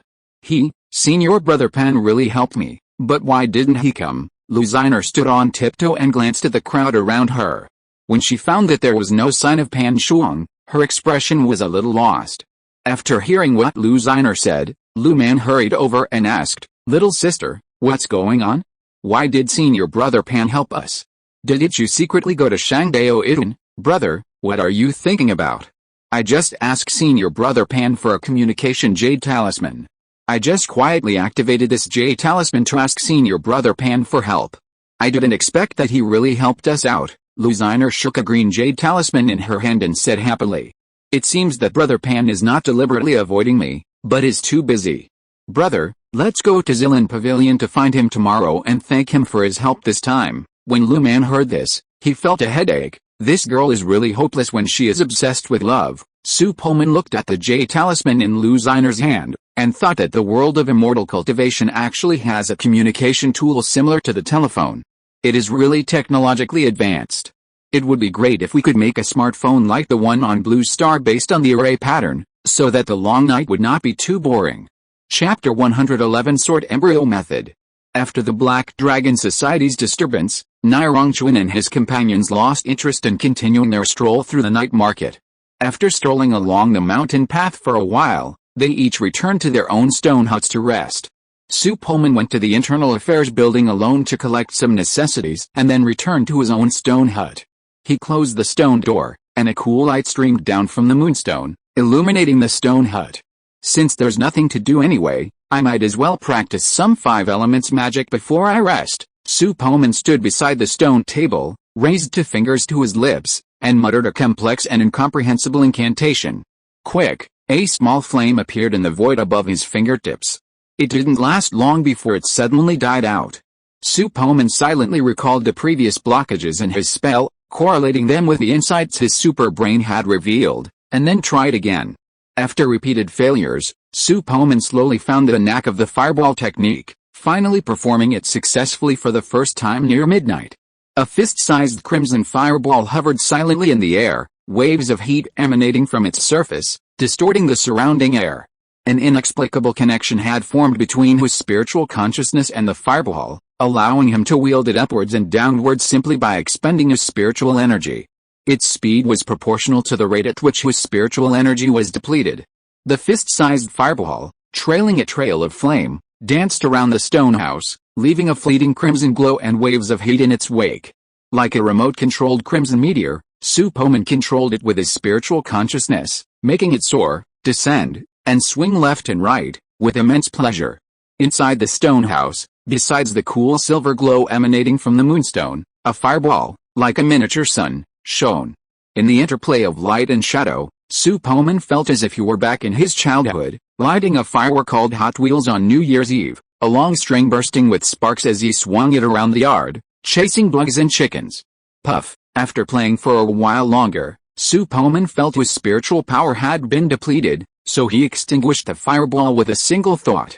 With his current spiritual power, casting this fireball spell was relatively easy, but his proficiency was lacking, and the size of the fireballs was significantly smaller than those previously cast by Zhaigong using talisman paper. There was still much room for improvement. Go to sleep. Continue practicing tomorrow. Su Poman patted his storage bag, pulled out the blankets and pillow he had collected from the Internal Affairs building, spread them out on the stone bed, and soon fell asleep. The next morning, Su Poman opened his eyes instantly at the moment of rising red sun. He peered through the wall and saw sunlight streaming down from outside. With a rumble, the roof slowly opened, and Su Poman sat cross-legged.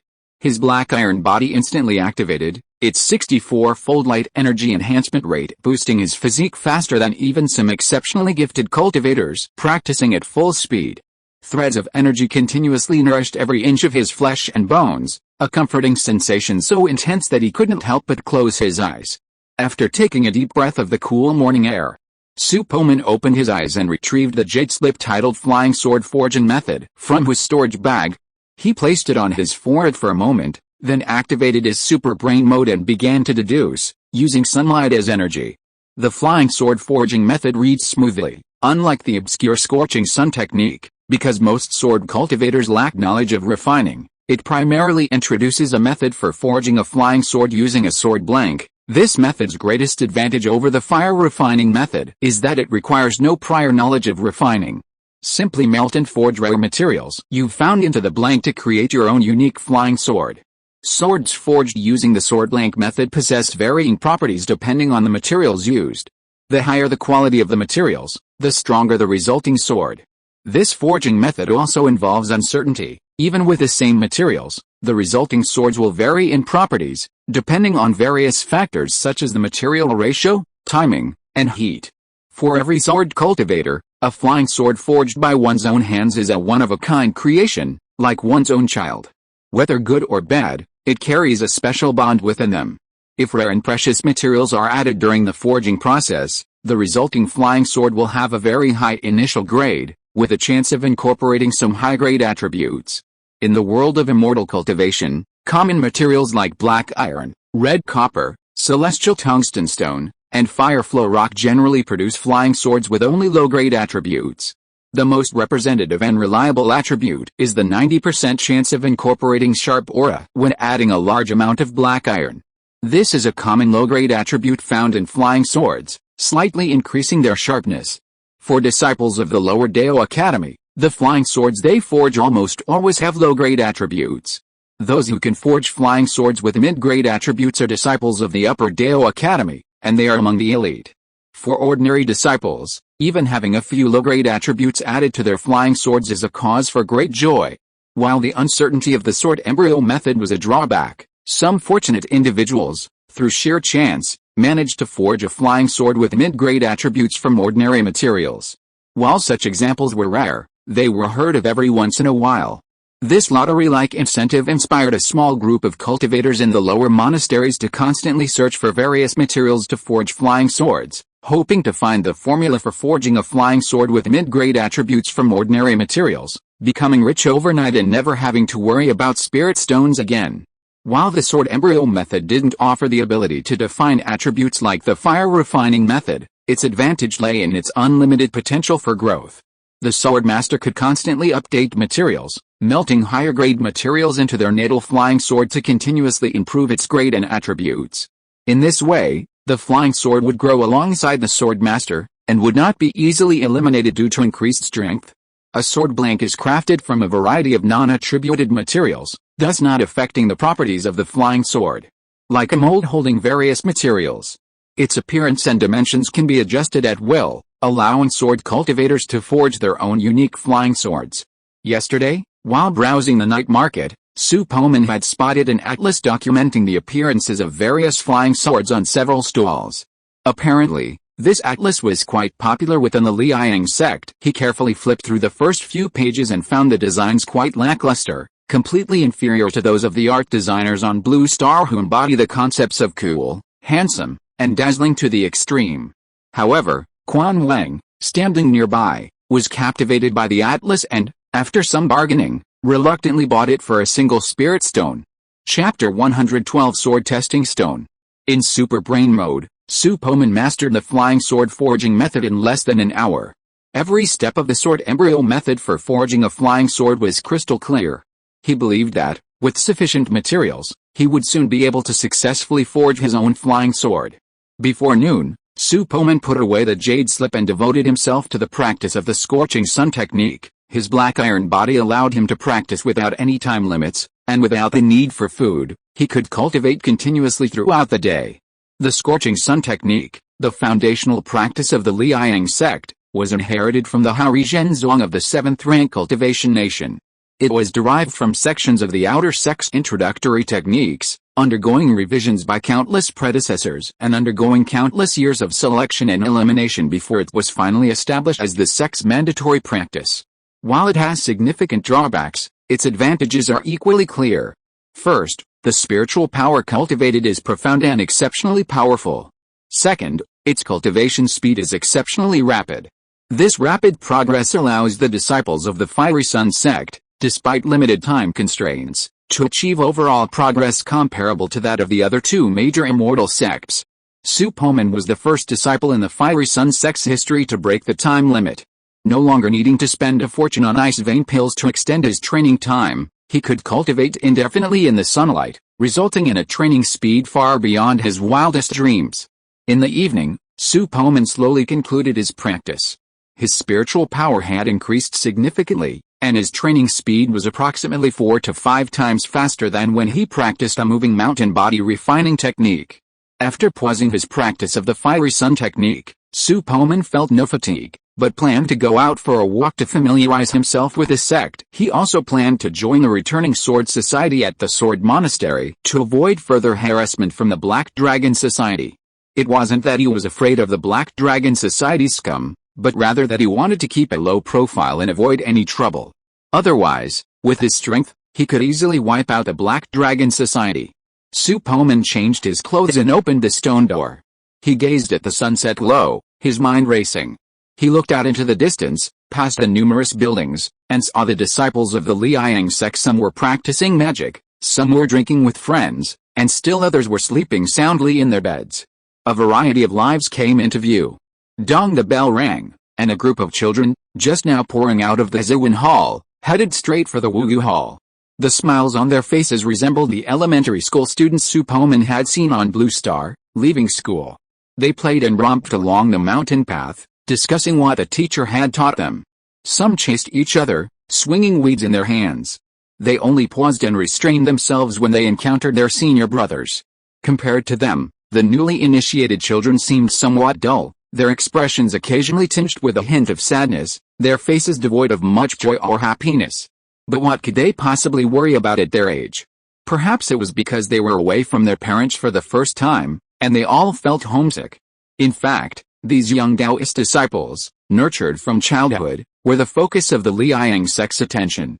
Their fraternal bonds and loyalty to the Liang sect were far stronger than those of Su Poman and other casual cultivators who had joined later in life. Su Poman strolled along the mountain path, passing through a pile of rocks, and spotted a bluish-white Tongshan stone sword from afar. Already on the road, many disciples from the Sword Monastery were carrying various sword cases and heading towards the monastery. The most bustling time in the Liang sect wasn't during the day, but in the evening. Most people, after a day of practice, would relax and unwind, while the more diligent practitioners would continue their development at the Taoist Academy. The Sword Monastery boasts a variety of venues, including the Sword Testing Stone, the Sword Heart Pavilion, the 10,000 Swords Workshop, and the Sword Returning Society. The Sword Testing Stone can be used to test the attack power of a flying sword, while the Sword Heart Pavilion is where the elders who teach the art of martial arts give lectures. The 10,000 Swords Workshop is a shop established by the sect that sells various materials for forging flying swords. The Sword Returning Society is an organization founded by veteran disciples, where they can meet new Taoists and team up to complete sect missions. Whoosh, a rushing sound of wind rustled from behind. Su Poman, with a quick glance, spotted Quan Wang striding towards them. A faint smile crossed his face, and he turned and spoke loudly, "Fellow Taoist Quan, are you going to the Sword Dao Monastery too?" Fellow Taoist Su, Quan Wang's face lit up, and he nodded. "I just finished my training and plan to visit the Sword Monastery and join the returning Sword Society that Taoist Su mentioned yesterday, then let's go together." "I'm going to," Su Poman paused and said with a smile. "Okay," Quan Wang hurried over, and the two of them walked together towards the Sword Monastery. "Fellow Taoist Su, I heard you mention the returning Sword Society yesterday. Have you really joined it? What's it like? Can you tell me more about it?" Quan Wang asked as they walked. Su Poman shook his head, saying, "I only heard about it from others. I haven't joined yet. Last night, I was just trying to use this as a pretext to deter them, but who knew that guy was blinded by lust, so that's how it is." Quan Wang nodded. "Today, I heard someone say that Su Sangguo was severely punished by senior brother Luo Man. The next day, he was lying in bed and couldn't get up. Haha, he really reaped what he sowed." Su Poman couldn't help but smile at the result. As they talked, they soon reached the entrance of the Sword Monastery. Looking at the towering bluestone giant sword, Quan Wang couldn't help but breathe. He saluted silently as he walked through the gate, his definition of sword becoming more profound. The Sword Monastery's grounds were vast, with buildings scattered sparsely, spaced far apart. Many disciples were practicing their sword techniques in deserted areas. Sparks flew from the impact of flying swords, striking the dark twilight. Looking down from above, one could see sparks emanating from all over the vast Sword Monastery. In the center of the monastery stood a half-meter-high circular stone platform. Atop it stood a square, shimmering silver slab, covered in array patterns. The circular platform itself was also crisscrossed with patterns, forming a serpentine pattern that converged on the silver slab. On one side of the platform, near the monastery's main gate, stood a white jade pavilion. Within it, a figure was wielding a flying sword, repeatedly striking the silver slab. The patterns on the platform lit up with the sword's strikes, flickering like a breathing light. More than a dozen people gathered outside the stone pavilion, staring at the patterns on the stone slab, and occasionally chatting with the people around them. After about a dozen breaths, the person in the pavilion retracted the flying sword, and the light on the circular stone platform suddenly lit up at this time, starting from the outermost circle. As if a coil fuse was lit, the red light lit up one by one along the circles of patterns, and finally gathered into a red light that appeared on the silver stone slab. Chapter 113 Wanjian Fang. Lines lit up on the stone slab, starting with the first and ending with the sixth. Upon seeing the strange phenomenon on the slab, the crowd erupted in exclamations of amazement. The flying sword's attack power has reached the 6th level of key refining. Senior brother Hu Wenbei is amazing. With his 5th level key refining cultivation, he can unleash attacks comparable to those of the 6th. He must have profound mastery in sword control. There aren't many cultivators in the lower Dao court who can increase the attack power of their flying swords beyond their current level. Senior brother Hu is truly exceptional, of course. If Senior brother Hu hadn't spent so much time honing his sword skills, he would have been promoted to the upper Dao court long ago. Su Poman and Quan Wang stood on the outskirts of the crowd, watching, curious about the stone tablet shrouded in silver light.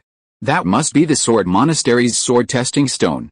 I've heard of its mysteries, but this is the first time I've seen it activated, Su Poman said, his eyes gleaming with wonder as he stared intently. Quan Wang nodded, his eyes fixed on the sword case at the waist of the man in the pavilion. He licked his lips and said, "It is said that the core of the sword testing stone tablet in this sword monastery is a defensive formation. Through the circles of formation patterns, the force of the flying sword is dispersed and then displayed on the stone tablet, so that the disciples can clearly understand the upper limit of their own strength." Su Poman nodded. Although he did not understand the formation, after hearing what Quan Wang said, he felt that this sword testing stone was like a force gauge, which could display the intensity of the attack received in the form of horizontal lines. "Let's see when we get back. Let's go and sign up for the Gijian Club first. I don't know if joining the Gijian Club requires spirit stones. I've almost used up all the spirit stones I have on buying fasting pills and sword embryos. I hope I don't need too many spirit stones." Quan Wang sighed. Su Poman turned and said, "Don't worry about that. I've already inquired about it. The Gijian Society doesn't require a membership fee. All you need to do is go on a mission once a year for free." Such a good thing. Quan Wang was stunned at first, then his eyebrows twitched in surprise. "Then let's go sign up." As they spoke, the two of them hurried towards the Gijian Society's headquarters in the southwest corner of the Sword Academy. It was a somewhat shabby-looking courtyard, surrounded only by a low wall of black ravine stone. From outside, one could see the bustling scene inside. Disciples of the Liang sect, carrying sword cases on their backs, had gathered here. Tables were set up in the courtyard, and wooden signs hung on them, detailing the sect's missions and how the rewards would be distributed. As the two of them approached, the noisy sounds gradually became clearer. Come on. We're in need of a skilled key refining stage 3 expert for the ghost catching mission at Zikao village on Desing Mountain. Daoists who know the spirit eye technique are preferred. We're in need of 2 key refining stage 5 experts for the tiger demon slaying mission in Dongho Prefecture. The tiger whips obtained from the mission belong to me, and the spirit stones and other materials will be divided equally. Come quickly. We're in need of a Taoist who knows the quicksand technique for the zombie catching mission in Renjia town. You can get 20% of the reward." Su Poman and his companion entered the courtyard together. After asking someone, they found out where the Gijian Academy's registration office was. After registering their information there, they officially became members of the Gijian Society. Quan Wang was still a little confused as they left the house. He looked at the wooden sign in his hand and muttered to himself, "It's over so soon, haha." Taoist Quan, the Gijian Society is just an organization under the lower Taoist Academy. Naturally, there won't be any overly complicated review procedures, Su Poman said with a smile. "Okay, fellow Taoist Su, where are you going next?" "I plan to go back and continue studying the exercises. I don't even understand the scorching sun exercise now. What the elder said this morning gave me some inspiration, but I tried it this afternoon and it still didn't work. I have doubts in many areas and I dare not start practicing rashly." When Quan Wang said this, a look of distress appeared on his face. Su Poman comforted him, The Liang sect skills are extremely profound. Naturally, it requires a lot of effort to study carefully. I heard that many people spend several months before they can start practicing, so fellow Taoist Quan, there is no need to be discouraged. I hope so. I asked Lu Man and Nai Rongchuan today, and they have the same problem. Quan Wen touched the back of his head, and then he seemed to think of something, and asked curiously, "Oh, by the way, fellow Taoist Su, why didn't I see you in the transmission hall this morning?" The elder talked about the golden light technique this morning, and it seemed quite useful.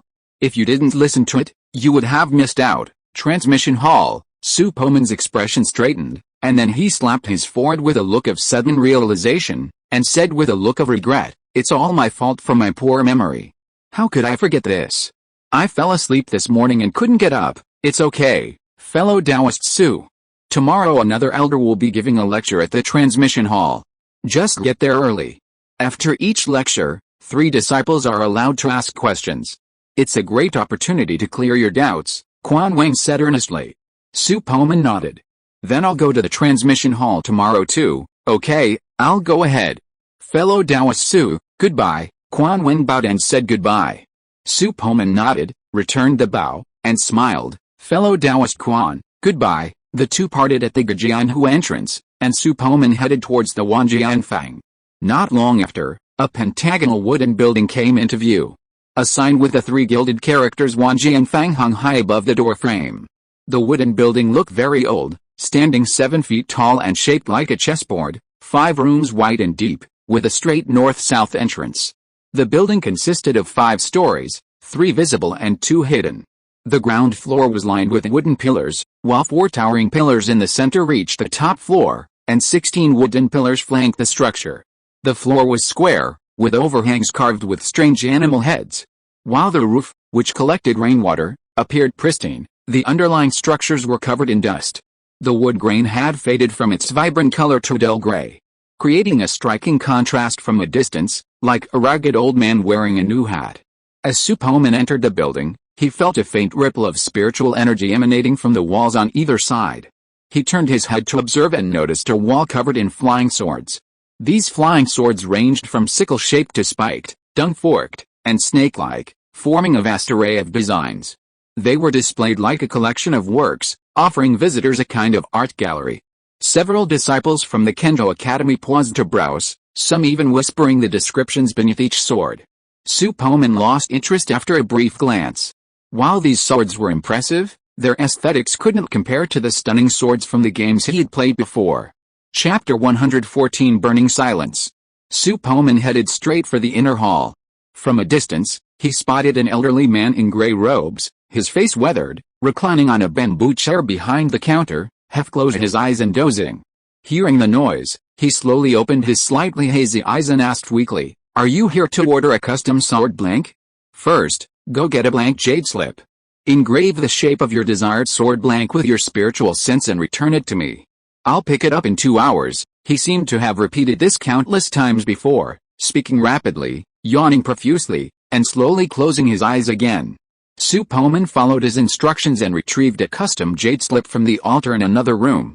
His spiritual sense revealed numerous modules of various shapes within it, allowing him to combine any shape in his mind like building blocks.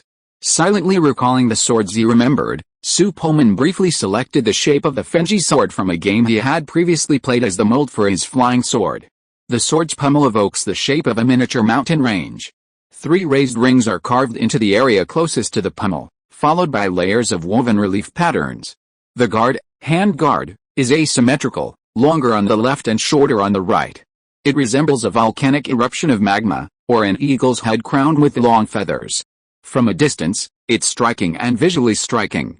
The blade is a fiery red, with a long, slender blade and a bluish-purple center. The overall shape evokes a burning flame, yet retains its sharp edge.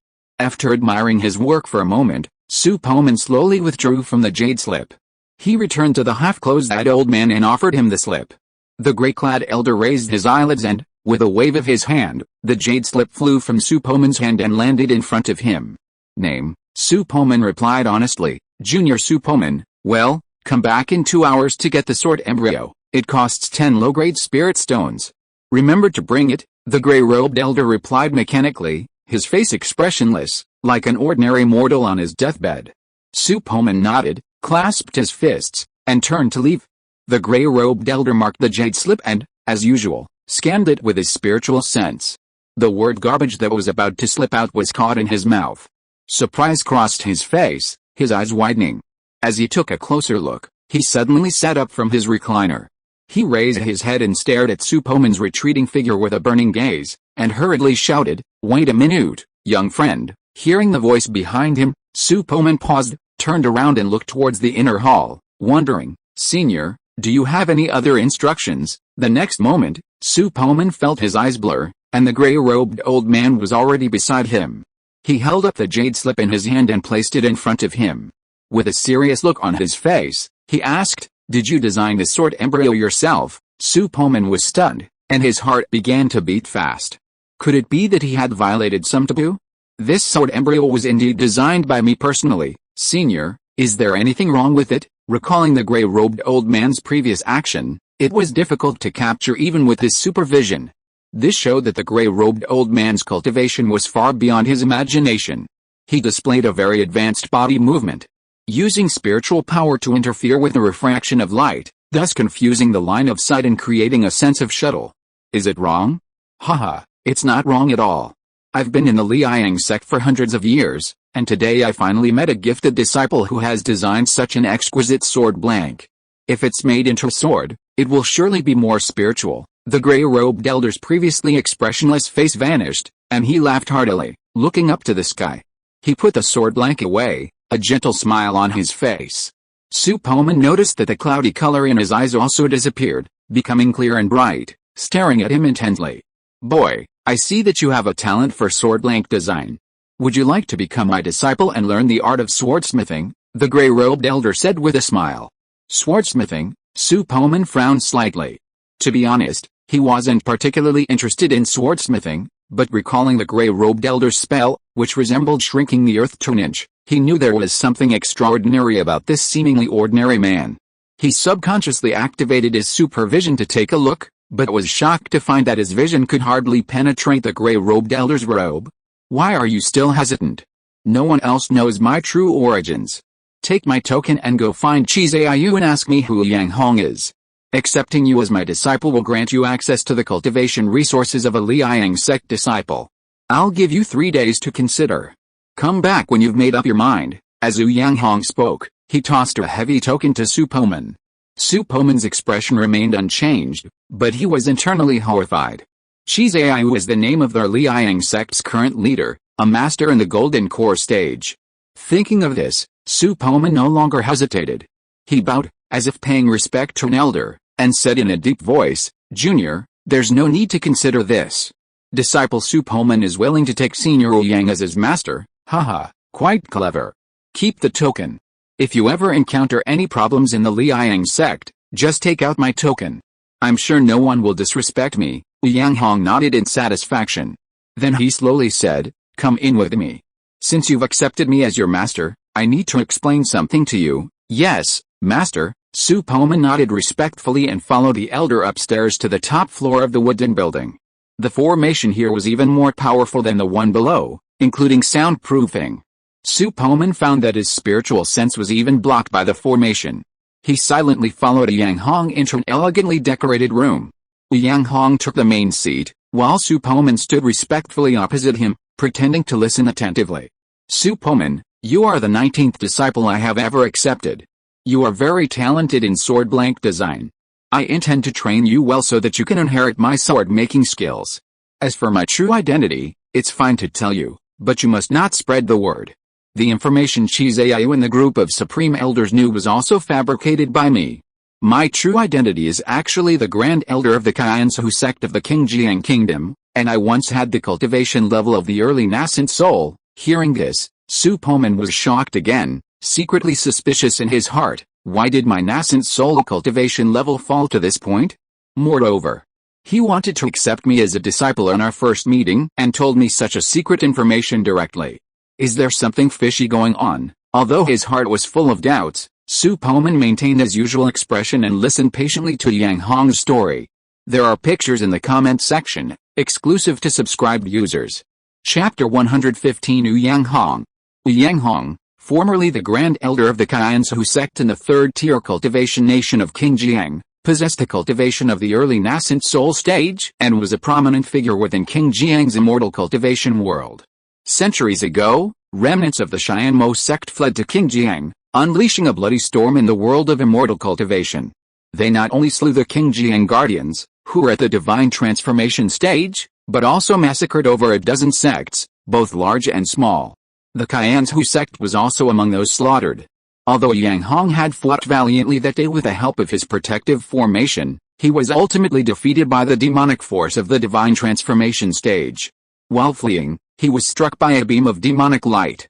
After narrowly escaping, he expended countless precious elixirs and intricate techniques to expel the demonic energy.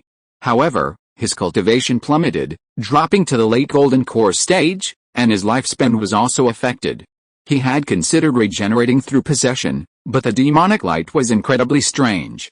Not only did it corrode his body, it also damaged his spirit, which couldn't be healed by possession. When the nest is overturned, how can the eggs remain intact? 18 of his direct disciples perished in the catastrophe, along with countless friends and family members. The fall of the Qiansu sect dealt a heavy blow to Yang Hong, leaving him wallowing in grief and hatred for a long time. Later, upon hearing that the demonic demon had been slain by masters sent by the Cultivation Alliance, his hatred slowly faded, and he began to focus on the art of swordsmithing.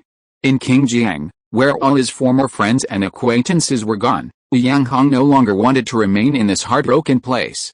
He began to travel the land, trekking through mountains and rivers, hoping to improve his swordsmithing skills or find a way to recover from his injuries and advance to the nascent soul stage again. Later, Yang Hong traveled to the kingdom of Nanayu and unexpectedly discovered a non-attributed material. Using this as a foundation, he created a sword embryo method based on fire refining techniques, allowing him to forge flying swords without prior refining experience. Using this secret method, he successfully joined the Liang sect as a casual cultivator in the early stages of the Jinden stage, and began cultivating there in seclusion. Centuries later, as his lifespan neared, he desperately sought a disciple to inherit his legacy and spread the sword embryo technique beyond the confines of Nanayu. After listening to Yang Hong's account, Su Poman felt a pity for the elderly man, whose face was filled with vicissitudes. Although some details were not elaborated, it was easy to infer the bitter hatred and anger that had washed over him at the destruction of the sect he had supported since childhood. As an elder, Yang Hong naturally did not want to dwell on this matter with a junior like Su Poman. Yang Hong was a very steady man, too impulsive to accept Su Poman as his last disciple. However, when he first saw the novelly designed sword blank in the inner hall, he felt not only a strange celestial charm, but also a sense of spiritual blessing. Those who practice Taoism are skilled in divination and understanding the mysteries of the universe. Their sudden impulses often forewarn of major events, and their sixth sense is more acute than that of ordinary people. Yang Hong felt that he had found the right successor. Moreover, he possessed a secret technique similar to telepathy, which allowed him to roughly detect the good and evil in others. After confirming that Su Poman was not a heretic, he made a decision to accept him as his last disciple, to inherit his swordsmithing legacy. Now you understand my origins, disciple. I will give you a copy of my sword forging experience, which I have compiled over the years. When you return, study it carefully. Feel free to ask me if you have any questions. Since you are a disciple of the Sword Monastery, you must already have some understanding of the sword embryo method of sword forging. This jade slip contains not only my refined sword embryo method, but also the fire refining method of weapon forging. Its contents are quite complex and difficult, requiring decades for the average person to grasp. Time is running out. You must study it thoroughly as quickly as possible. I will personally teach you the art of weapon forging. Yang Hong raised his hand, and from his sleeve, a deep cyan jade slip flew out. It flew in front of Su Poman and hovered quietly, as if supported by an invisible force. Thank you, Master. Su Poman's expression froze. He bowed deeply to Yang Hong, then half-bowed to receive the jade slip and carefully placed it in his storage bag. Yang Hong nodded in satisfaction and slowly spoke, I hope I'm not mistaken. Disciple, you can come to me if you encounter any problems in your cultivation. A person's energy is very limited, so I won't teach you anything else. I simply hope that you can surpass me in swordsmithing. By the way, How are your spiritual roots? Are you having difficulty building your foundation, spiritual roots? Su Poman was stunned, now at a loss for how to answer this question. First, he certainly couldn't reveal the secret of his pseudo-chaos spiritual roots. The risk was too great. What if Yang Hong wasn't a good person and became greedy? He would be in trouble. If he confessed his useless spiritual roots, with no hope of building a foundation, Yang Hong's wrath was understandable. He had accepted a useless heir who couldn't even build a foundation. His legacy would likely be reduced to dust in a few hundred years, let alone flourish. Looking at Su Poman's extremely tangled expression, Yang Hong couldn't help laughing, and said slowly, "It seems that your aptitude is not very good, but it doesn't matter. I have hundreds of foundation building pills here. As long as you can practice to the perfection of the key refining stage, your master will surely help you succeed in building the foundation." Hundreds of foundation building pills. Su Poman was shocked, and he shouted in his heart, "Is this the wealth of a great Yuanying stage master? This thigh is so thick that the disciples of the Liang sect's upper Taoist academy have to fight to the death for a foundation building pill, and my cheat master actually gave him hundreds of them. Oh my god, it's really awesome. Thank you for your cultivation, master. I will definitely not let you down," Su Poman replied with a smile. Haha. You are a teachable boy. Being my disciple has more benefits than just these. I will use the improved sword blank method to make a sword blank for you later, but it will take longer than the ordinary method, and it will probably be completed tomorrow. When the time comes, you can come over. I have some high-quality refining materials here, and I will forge a better natal flying sword for you, Yang Hong said with a smile.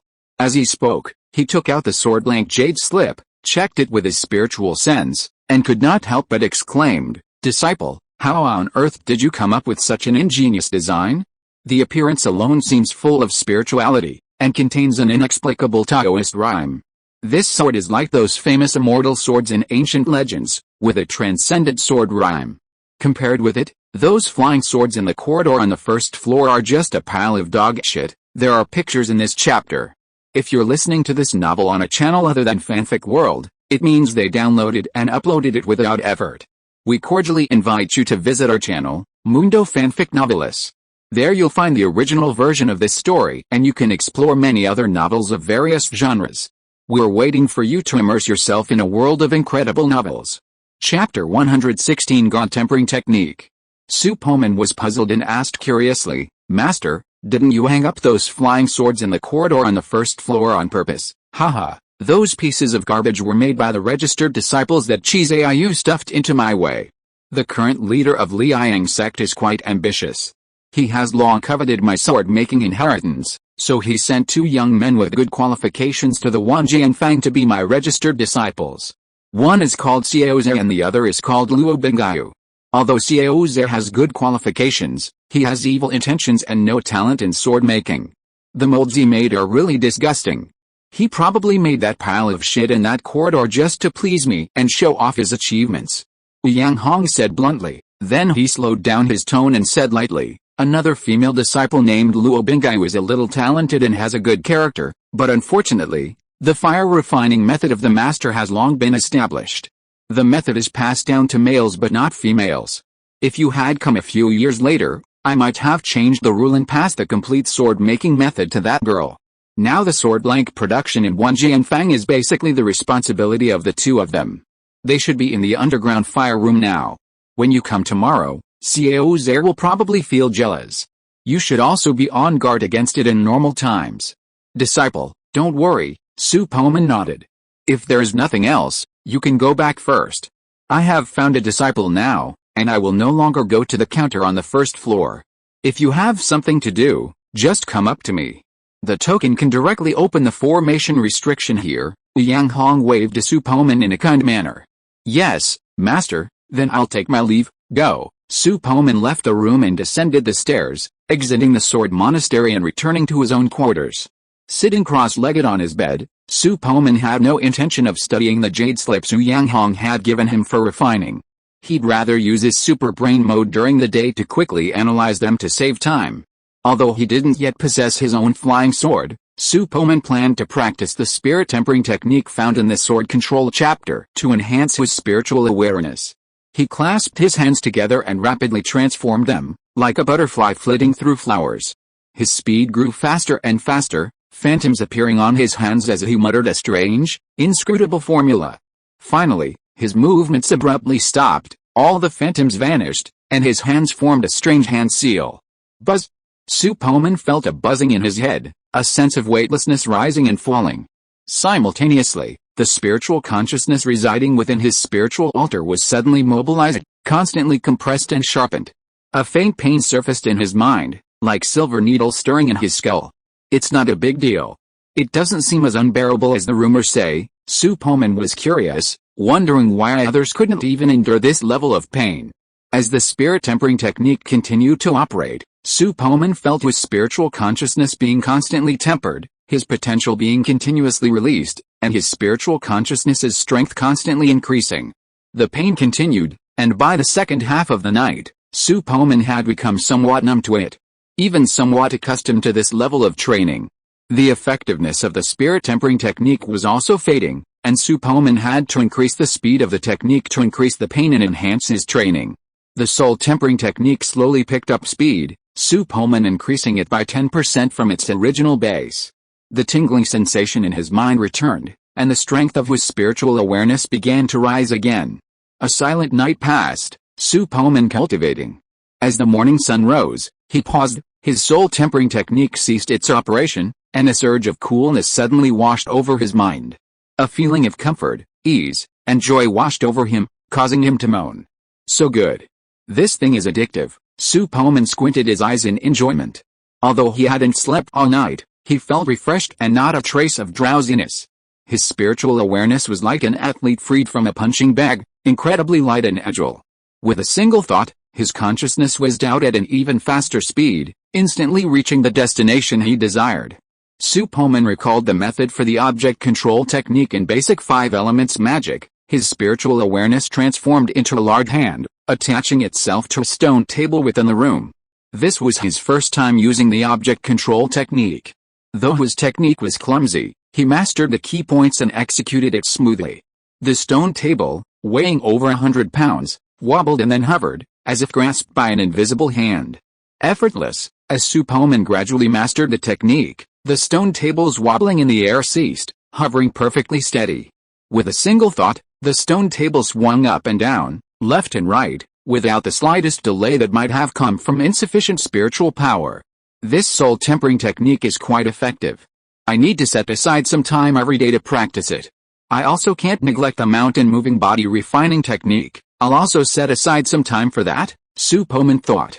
Using his spiritual sense, he brought the stone table down steadily to the ground. Then, using the object control technique again, he pushed the lever, and the stone roof slowly opened, letting in the warm sunlight from outside. Su Poman walked out the door and headed towards Changshan Peak. This peak, close to the mountain gate, served as a hub for travel between the various peaks, hence the Sex Transmission Hall. While both the Sword Monastery and the Law Monastery offered training grounds, they differed in their focus. The Law Monastery focused on magic and spiritual cultivation techniques, while the Sword Monastery focused more on sword techniques and sword control. Changshan Peak's Transmission Hall offered a diverse range of teachings, encompassing not only spells and techniques but also specialized elders who would teach talisman making, formations, and alchemy, among other cultivation techniques. Consequently, many disciples flocked to the Transmission Hall. New disciples, in particular, often had many questions about the techniques, and this presented an ideal opportunity to unravel them. Many disciples walked together along the mountain path, and Su Poman was walking when he heard a strangely familiar voice from behind him. Brother Su, he turned and saw a chubby figure approaching him with a smile. Brother Nai, Su Poman responded with a smile. Are you also going to Changshan Peak to listen to the elders' lectures? Yes. Without someone's guidance, it's basically difficult to make any progress in cultivation. I now regret choosing to enter the Monastery of Magic. Not only do I not understand the Yanri Goang, but the progress of practicing magic is also extremely slow.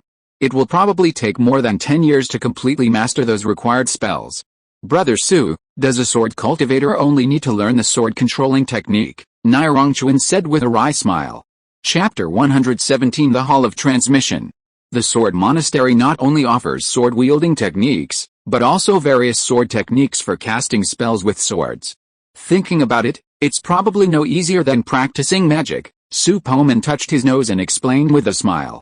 Nirongchuan stepped forward, sighed deeply, and said, "The road ahead is long and arduous. A journey of 1,000 miles begins with a single step.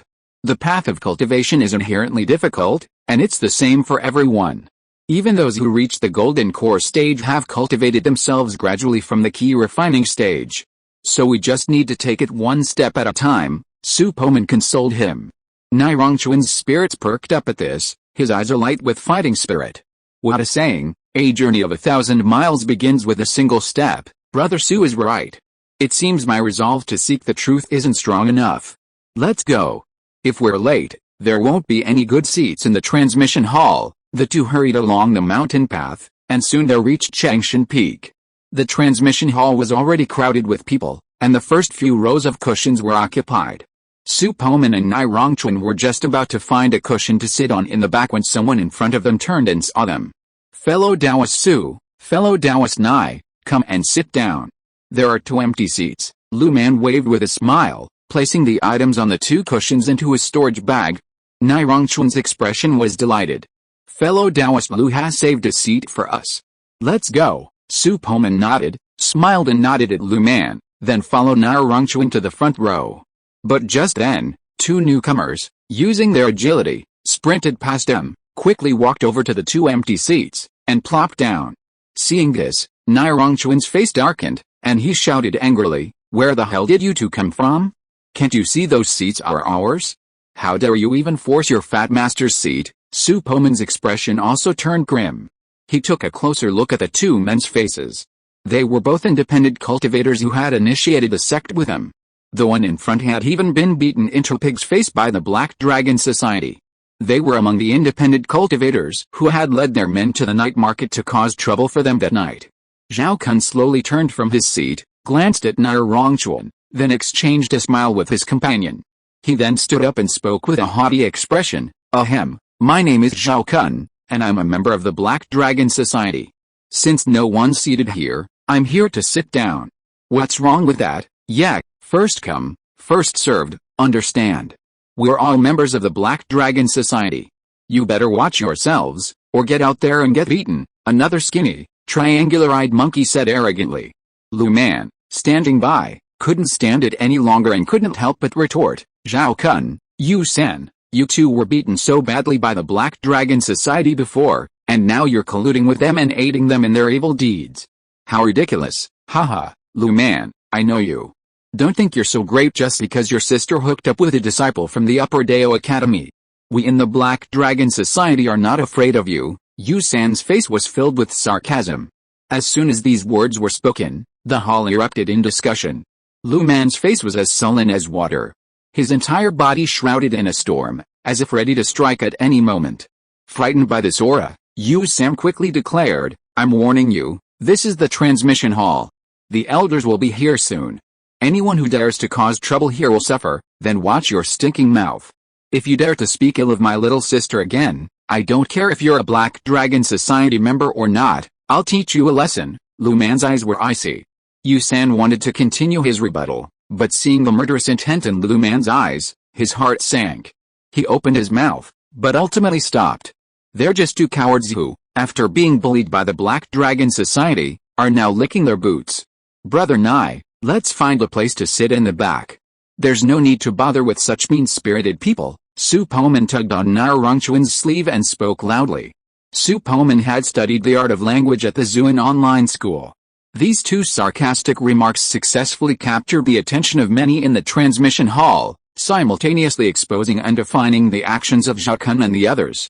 This was like exposing the 2 naked men to the world. Any normal person would feel mortified, and Zhao Kun was no exception. Faced with his scornful gazes, he could no longer sit still. He stood up and roared in rage, "Who are you calling a villain? Who are you calling a footlicker?" Su Poman smiled faintly and said, "Why are you so excited, fellow Taoist? Are you confessing yourself?" "What do you mean, confessing?" Zhao Kun was stunned by the question. "Haha, if you don't admit it, then why did you stand up? It's hilarious. These days, even when you're being scolded, you still rush to admit it. Ha ha ha, Su Poman's lips curled slightly, revealing a hint of sarcasm. Ha ha ha, Brother Su, well said, Nirongchuan laughed along. The other disciples watching nearby also laughed, amused by Su Poman's words. Zhao Kun reacted at this time, his face turned pale, and he said angrily, "How dare you, you little brat, play tricks on me? Just wait and see, what are you waiting for? Wait for you to call your parents to beat me up together?" Haha, Su Poman sneered, with an undisguised sarcasm on his face. There were already many people in the transmission hall who were paying attention to the development of this matter, and chuckles were heard everywhere. In fact, everyone can understand this joke, because only children will call their parents when they fight. Su Poman is laughing at the other party for being like a child. Nirongchuan couldn't help but give Su Poman a thumbs up, his eyes full of admiration. "Brother Su, you are awesome, huh? You only know how to talk. Your name is Su Poman, right? You offended Senior Brother Su that night, and you will cry when you go out of the sect to do the mission." Zhao Kun turned around and sat down with a gloomy face. "Tisk, do you think I was scared?" Su Poman rolled his eyes, thinking to himself, "It would have been fine if you hadn't come. If we had met outside the sect, I'd have shown you the iron fist of love in a heartbeat." Hearing this, Nirongchuan grew worried. He tugged on Su Poman's sleeve and said, "Brother Su, it looks like those Black Dragon Society bastards have their sights on you. If you don't have anything else to do, don't leave the sect lately, or you'll get into trouble with them. Don't worry, it's okay." Su Poman waved his hand nonchalantly. Not long after the two of them sat down, Quan Wing also walked in from outside. Seeing Su Poman and the others, he sat down on the cushion next to Su Poman. "Fellow Taoist Su, fellow Taoist Nai. You're here quite early," Quan Wing greeted them with a smile. Nirongchuan stared with his small eyes and smiled. "It's okay, it's not too early. I see that fellow Taoist Quan has a happy face. Could something good have happened?" Su Poman noticed a hint of joy between Quan Wing's eyebrows. After looking him up and down, he couldn't help but ask curiously. Chapter 118 The Way of Talisman. Quan Wing nodded, a look of delight on his face.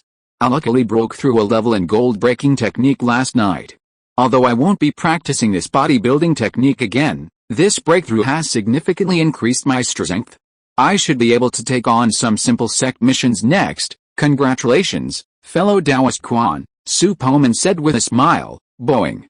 Nirongchuan also seemed inspired, muttering to himself, "Why didn't I think of this before? Although I can't practice scorching sun technique yet, I can spend time practicing my previous techniques. This will also accumulate a lot of spiritual energy, and it will save me a lot of time when I switch to new technique later." As he spoke, a long-drawn chant suddenly rang out from outside the hall. "The elder has arrived." The disciples in the hall immediately stood up, perked up, and bowed to the door. "Welcome to the elder who will teach you the technique." Everyone bowed and shouted in unison. Outside the transmission hall, a leaf-shaped magical instrument slowly descended. An elderly man with white hair and beard stepped down from it. With a wave of his hand, the leaf-shaped instrument spun twice in the air, shrinking until it reached the size of a bowl and flew into his hands. "Elder Jie is giving a lecture today. What a blessing for fellow practitioners." Indeed, Elder Jie rarely gives lectures, only once or twice a month, and you might not even meet him. Elder Jie is skilled in talisman making. This skill is extremely useful for us practitioners, especially now that our mana isn't strong enough to sustain multiple spells. Using talisman seeds can save us a lot of spiritual energy. Inside the transmission hall, many disciples chattered excitedly. Elder Jie placed the leaf-shaped magical instrument in his arms and strode into the hall with ease. The hall instantly fell silent, until you could hear a pin drop. Da, da, da. Under the respectful gazes of the crowd, Zhejuang slowly walked to the front of the platform. His lips moved slightly, and he uttered a single word, "Sit." The disciples all sat cross-legged on their cushions, each one sitting upright, their faces fixed intently on the elder on the platform. Zhejuang looked at the new faces below, and a trace of regret crossed his face. "A new disciple has arrived. I can't remember how many times we've held the founding ceremony of the sect. Time flies. Since we have new disciples, let me first talk about the way of talisman seeds. For magic practitioners, those in the key refining stage simply cannot rely on magic to form combat effectiveness. There are two main reasons for this. First, their understanding of the profound meaning of magic is not thorough enough. and they cannot cast spells quickly.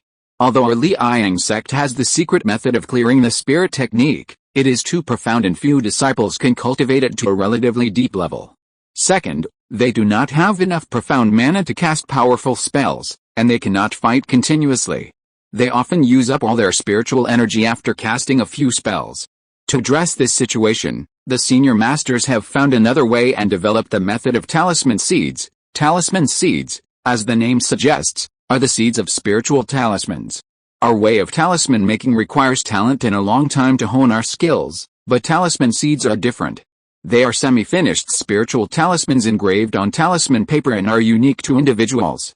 The spells you cast are sealed within the talisman paper in the form of runes, and when needed, you use your own spiritual power to release the spells within. This is the talisman seed. Unlike spiritual talismans, the spells within a talisman seed can only be imprinted by yourself and can only be used by yourself. Moreover, the storage time of talisman seeds is limited, so it takes a lot of time to maintain the number of talisman seeds on your body to preserve your combat effectiveness.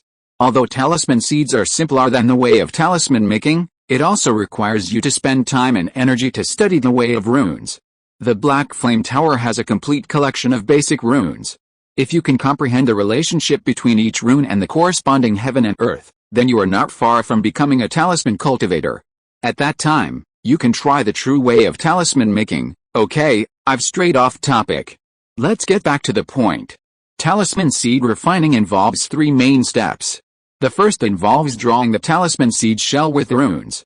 The second step is more complex, requiring the magical vibrations of one's own spells to connect with the runes, drawing spiritual energy into them in the order in which the runes vibrate.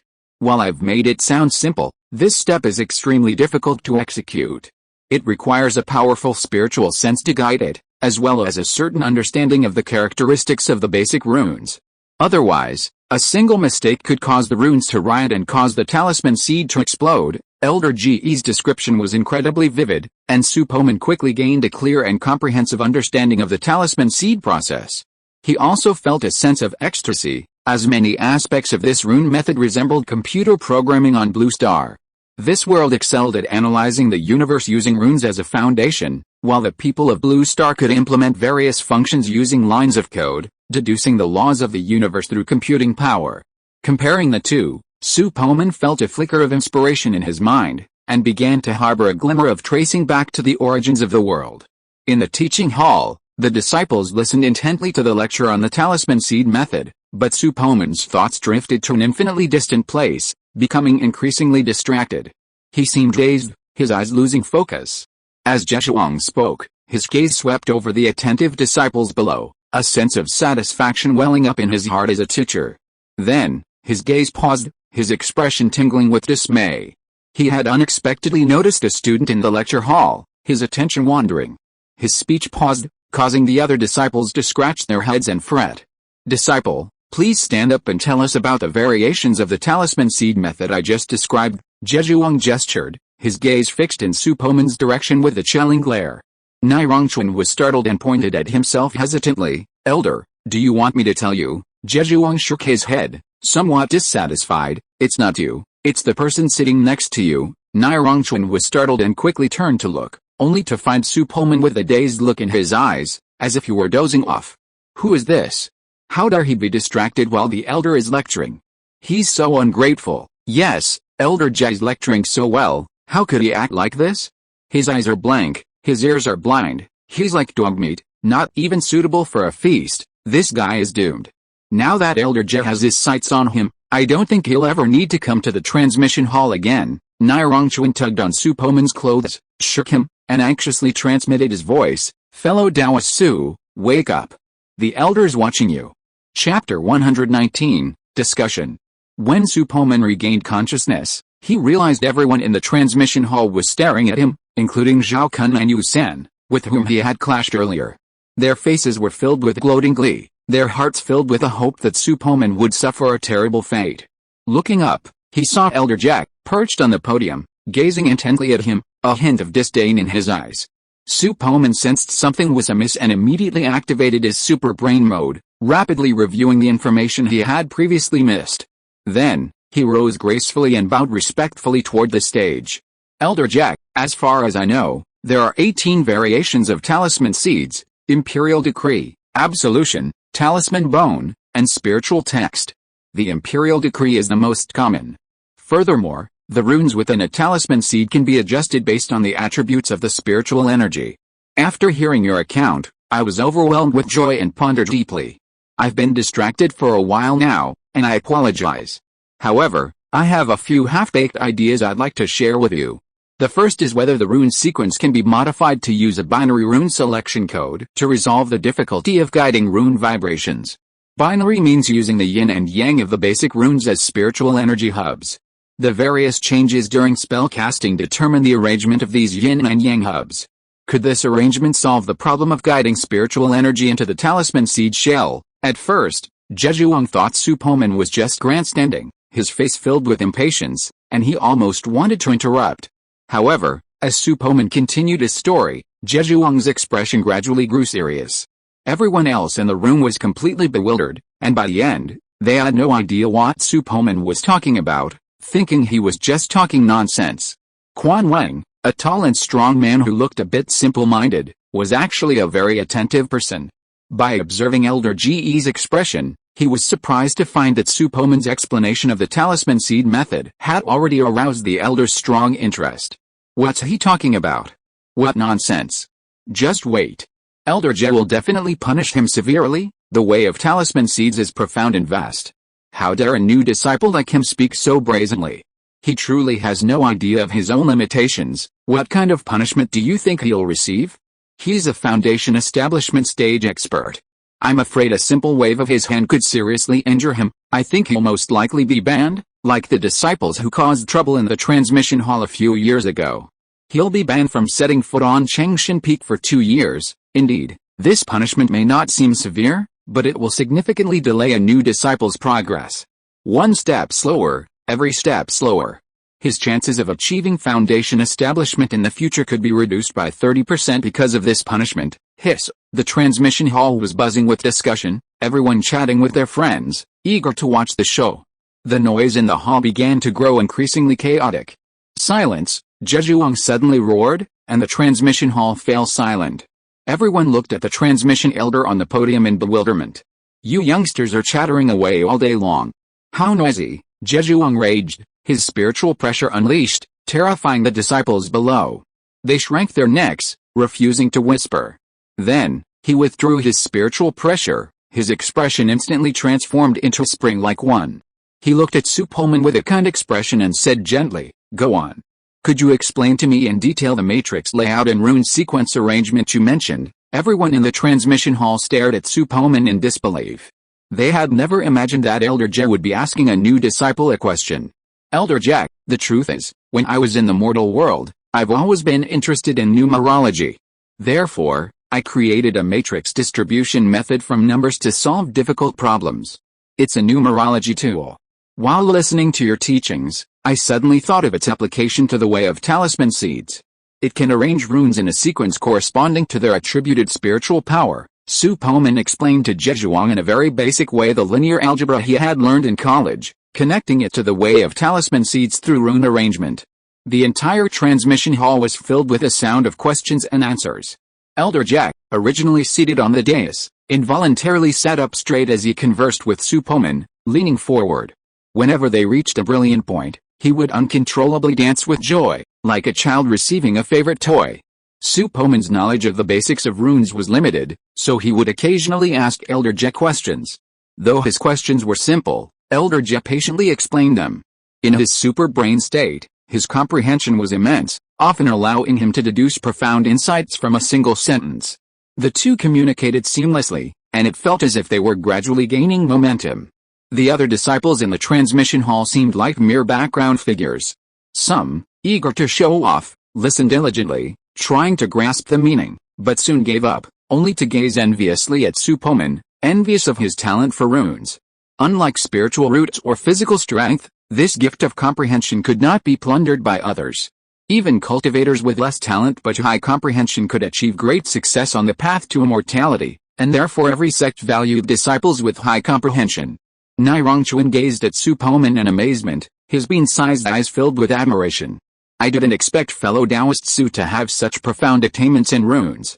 It's a real waste of talent for him to choose sword cultivation. Alice, it's a pity that fellow Taoist Su has useless spiritual roots. Otherwise, he could have truly become a powerful figure in the Nanayu Kingdom's immortal cultivation world. Lu Man sighed softly, musing to himself. Time passed slowly, and after about an hour, the two finally concluded their discussion. Zhejiang's eyes were filled with admiration. He cleared his throat and spoke seriously. Su Poman, are you willing to become my direct disciple? Wow! Everyone in the room gasped. Direct disciple. In the Liang sect, those accepted as disciples by the elders are generally considered nominal disciples. After their cultivation deepens and they have rendered significant service to the elders, they can become full disciples. Full disciples under the elders are already considered influential figures in the Liang sect, enjoying access to considerable resources. But above full disciples, there's the term direct disciple. Disciples are the true direct descendants of the elders, and can even be said to be closer than their own sons. All their skills will be passed on to their disciples, and the magic weapons and spirit stones left after their death will also be passed on to their disciples. Within the Liang sect, as long as they don't go too far, disciples can get whatever they want. Even other elders have to give them some face when they see them, because cultivators who can become disciples will basically have enough resources to successfully build their foundation. And making friends with a future foundation-building cultivator is a long-term investment for those elders. When everyone was full of jealousy, a very discordant voice suddenly came from the hall elder. You must not be fooled by this kid. Su Poman has a waste spiritual root physique. There is basically no hope for him to build a foundation in this lifetime. If you accept him as a disciple, you will be embarrassed if the news gets out. Chapter 120 Uncle Su. Su Poman's eyes turned slightly cold as he looked towards Zhao Kun.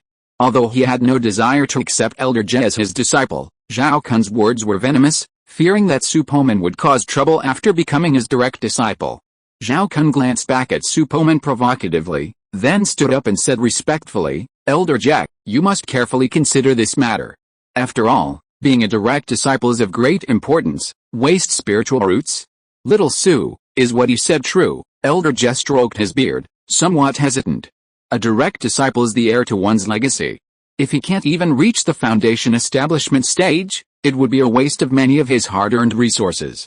Su Poman's expression straightened, and he slowly said, reporting to Elder Jie, it's true that I have useless spiritual roots. I'm afraid I'm not fortunate enough to be accepted as your disciple. Furthermore, I already have a senior from the Liang sect as my master, so, Zhejiang's expression shifted slightly, and he asked with some confusion, which elder did you choose? Zhejiang had already made up his mind to accept Su Poman as a full disciple, even if his spiritual roots were useless. After all, Su Poman's talent for runes was too dazzling. Even if the practice was difficult, it might help him further his talisman-making skills. He had never expected that he had already chosen someone else as his master. My current master is Senior Yang Hong of Wanjianfang, Su Poman replied honestly. What did you say? Zhejiang's expression changed drastically upon hearing the name. He leaped down from the platform, approached Su Poman, and demanded, Little Su, tell me again, who is your current master? Elder Jie, my master is Senior Yang Hong of Wanjianfang, Su Poman repeated. Zhejiang muttered to himself, somewhat uncomfortably, that master actually accepted me as his inner disciple. How rare. Then, regaining his composure, he carefully examined Su Poman, a glint of envy barely perceptible to others. Little Su, no, from now on, I'll probably call you fellow Taoist Su. You can just call me Senior Brother Jie. If you have any rune-related ideas, feel free to discuss them with me directly at Kingshu Peak. Tisk, I never expected you to earn the favor of Master Ouyang. He's been a member of the sect for years, never minding sect affairs, confined to the Wanjianfang. However, the sect master holds him in high esteem. Even our grand elder considers him his equal. Many of our elders have benefited from his guidance. You're truly blessed, Zhejiang said, stroking his beard and grinning. The transmission hall fell silent. Zhao Kun's face paled. Recalling his previous actions, he felt a sudden chill within him, as if he were trapped in a world of ice and snow. He cried out helplessly, how is this possible? How could a senior master of that caliber choose a disciple with such limited spiritual roots? Is the heavens blind? Yu Sen, who had collapsed to the ground beside him, gazed at Su Poman with a glimmer of hope and deep regret. If Elder Je hadn't been present, he would have knelt and kowtowed. The others in the room reacted to the news with mixed reactions: envy, disbelief, and suspicion. A variety of gazes fell on Su Poman in the hall. Zhuang, too, was incredulous. A figure as prominent as Yang Hong had accepted a cultivator with limited spiritual roots as his disciple. If word got out, many would doubt it. Su. Fellow Taoist Su, do you have any proof that Master Yang has indeed accepted you as his disciple? Proof? Su Poman was stunned, then patted his storage bag. Do you think this counts? A simple token appeared in his hand. A vaguely shaped longsword was engraved on the front, emitting a striking sword aura. The back was inscribed with the word Yang in ancient Chinese characters. It's indeed Master Yang's token. Zhuang scanned it with his spiritual sense and felt a faint tingling sensation within him, as if a powerful flying sword was hovering between his eyebrows. This strange feeling had only ever occurred to him on Yang Hong's personal token. After receiving Elder Ge's personal confirmation, Zhao Kun felt a wave of despair. Facing an enemy with such a powerful background, he had no desire to resist. He simply hoped that Su Poman would not take the previous incident to heart and not embarrass him too much. Otherwise, the Black Dragon Society's leader would probably personally tie him up and bring him before Su Poman for his punishment. Zhuang sighed. Master Yang truly has a keen eye. Fellow Taoist Su, from now on, you and I will be treated as equals. Since you're his disciple, you're considered of the same generation as us elders. Disciple, I dare not. In the world of immortal cultivation, seniority is determined by strength. I'm only at the key refining stage. How dare I treat you as an equal with the elders? Su Poman quickly waved his hand. Zhuang shook his head and interrupted. Master Yang is different. He holds a transcendent position in our Liang sect, and his strength is unfathomable. Becoming his disciple qualifies you as an equal, and I'm sure the other elders won't object. Listen carefully, disciples. From now on, Su Poman is your uncle master. No matter where you meet him, you must treat him as an elder of our sect. Do you understand, disciple? As you command. The disciples in the hall responded in unison, their gazes shifting slightly as they turned to Su Poman. It's getting late, so let's conclude today's lecture. If anyone has any questions about their cultivation, please raise them now, and I will answer them one by one. However, only 3 disciples are allowed to ask questions, Zhuang said slowly. The disciples all looked up at Zhuang, eager to be the first to rise and ask. Little Taoist Su, do you have any questions about your cultivation? Although I'm not your master, I'm very familiar with the basic techniques of the Liang sect and can answer some of your questions. Zhuang turned and asked with a smile. His demeanor was as friendly as the old man next door, without any of the authority of a Liang sect elder. Su Poman shook his head and said, I don't have any questions at the moment, but I think those 3 disciples might have some. He pointed a finger at Nair Rongchuan, Quan Wang, and Lu Man. Zhuang smiled knowingly, nodded, and said, then do as young Taoist Su said. The 3 of you can raise your doubts in turn. Nair Rongchuan's eyes were stunned for a moment, and then a look of ecstasy appeared. He quickly stood up, first bowed deeply to Su Poman, blinked his eyes as big as beans, then bowed to Zhuang and said respectfully, disciple has 2 questions about the scorching sun technique. The first is in the opening chapter 53, sufficient ki generates yang and the mind is open to the eyes. If the spiritual light appears, it will transform into a divine rainbow. Disciple is a little confused by the sentence. How can one achieve sufficient ki to generate yang and the mind is open to the eyes? And what does the divine rainbow in the second half of the sentence refer to? Chapter 121 Blocking the Door. Near noon, after answering all the questions, Elder Je rode his magical instrument and departed, leaving the hall with only a few hundred Liang sect disciples. As soon as Elder Je left, a large crowd quickly gathered around Su Poman. They were all strangers, yet their expressions and manners were as if they were close friends. Brother Su, you're incredible. You've actually taken Master Yang from our sect as your disciple. From now on, you should call me Uncle Master. Yes, Uncle Master Su. May I ask how you became Master Yang's disciple? I've been to Jianfang before, but he was so indifferent to me. Young Uncle Master Su, I'm Li Changshan from the Dharma Monastery. If there's anything I can do for you, just let me know. With so much chatter, Su Poman had no idea who to answer first. He could only respond casually before heading towards Zhao Kun and Yu San. Everyone followed, understanding his intention, many with their sleeves rolled up, watching the two men intently, like thugs. Before Su Poman could do anything, Yu Sam fell to the ground, hugged Su Poman's trouser legs, and cried with snot and tears, "Master Su, I was wrong, please be magnanimous and forgive me this time. I listened to the slander of the Zhao, otherwise I would not dare to go against you. I am willing to give you next month's spirit stones as an apology. You will be my master from now on. Go to hell. You are such a woman, you smeared your snot on me." Su Poman kicked Yu Sam 4 or 5 meters away with some disgust. "I'll forgive you this time, get out." Listening to Su Poman's words like a bandit leader, everyone couldn't help but be stunned, thinking that this guy could really be accepted as a disciple by a big shot like Master Yang. Nirongchuan, as if meeting Su Poman for the first time, gazed at him with a strange expression.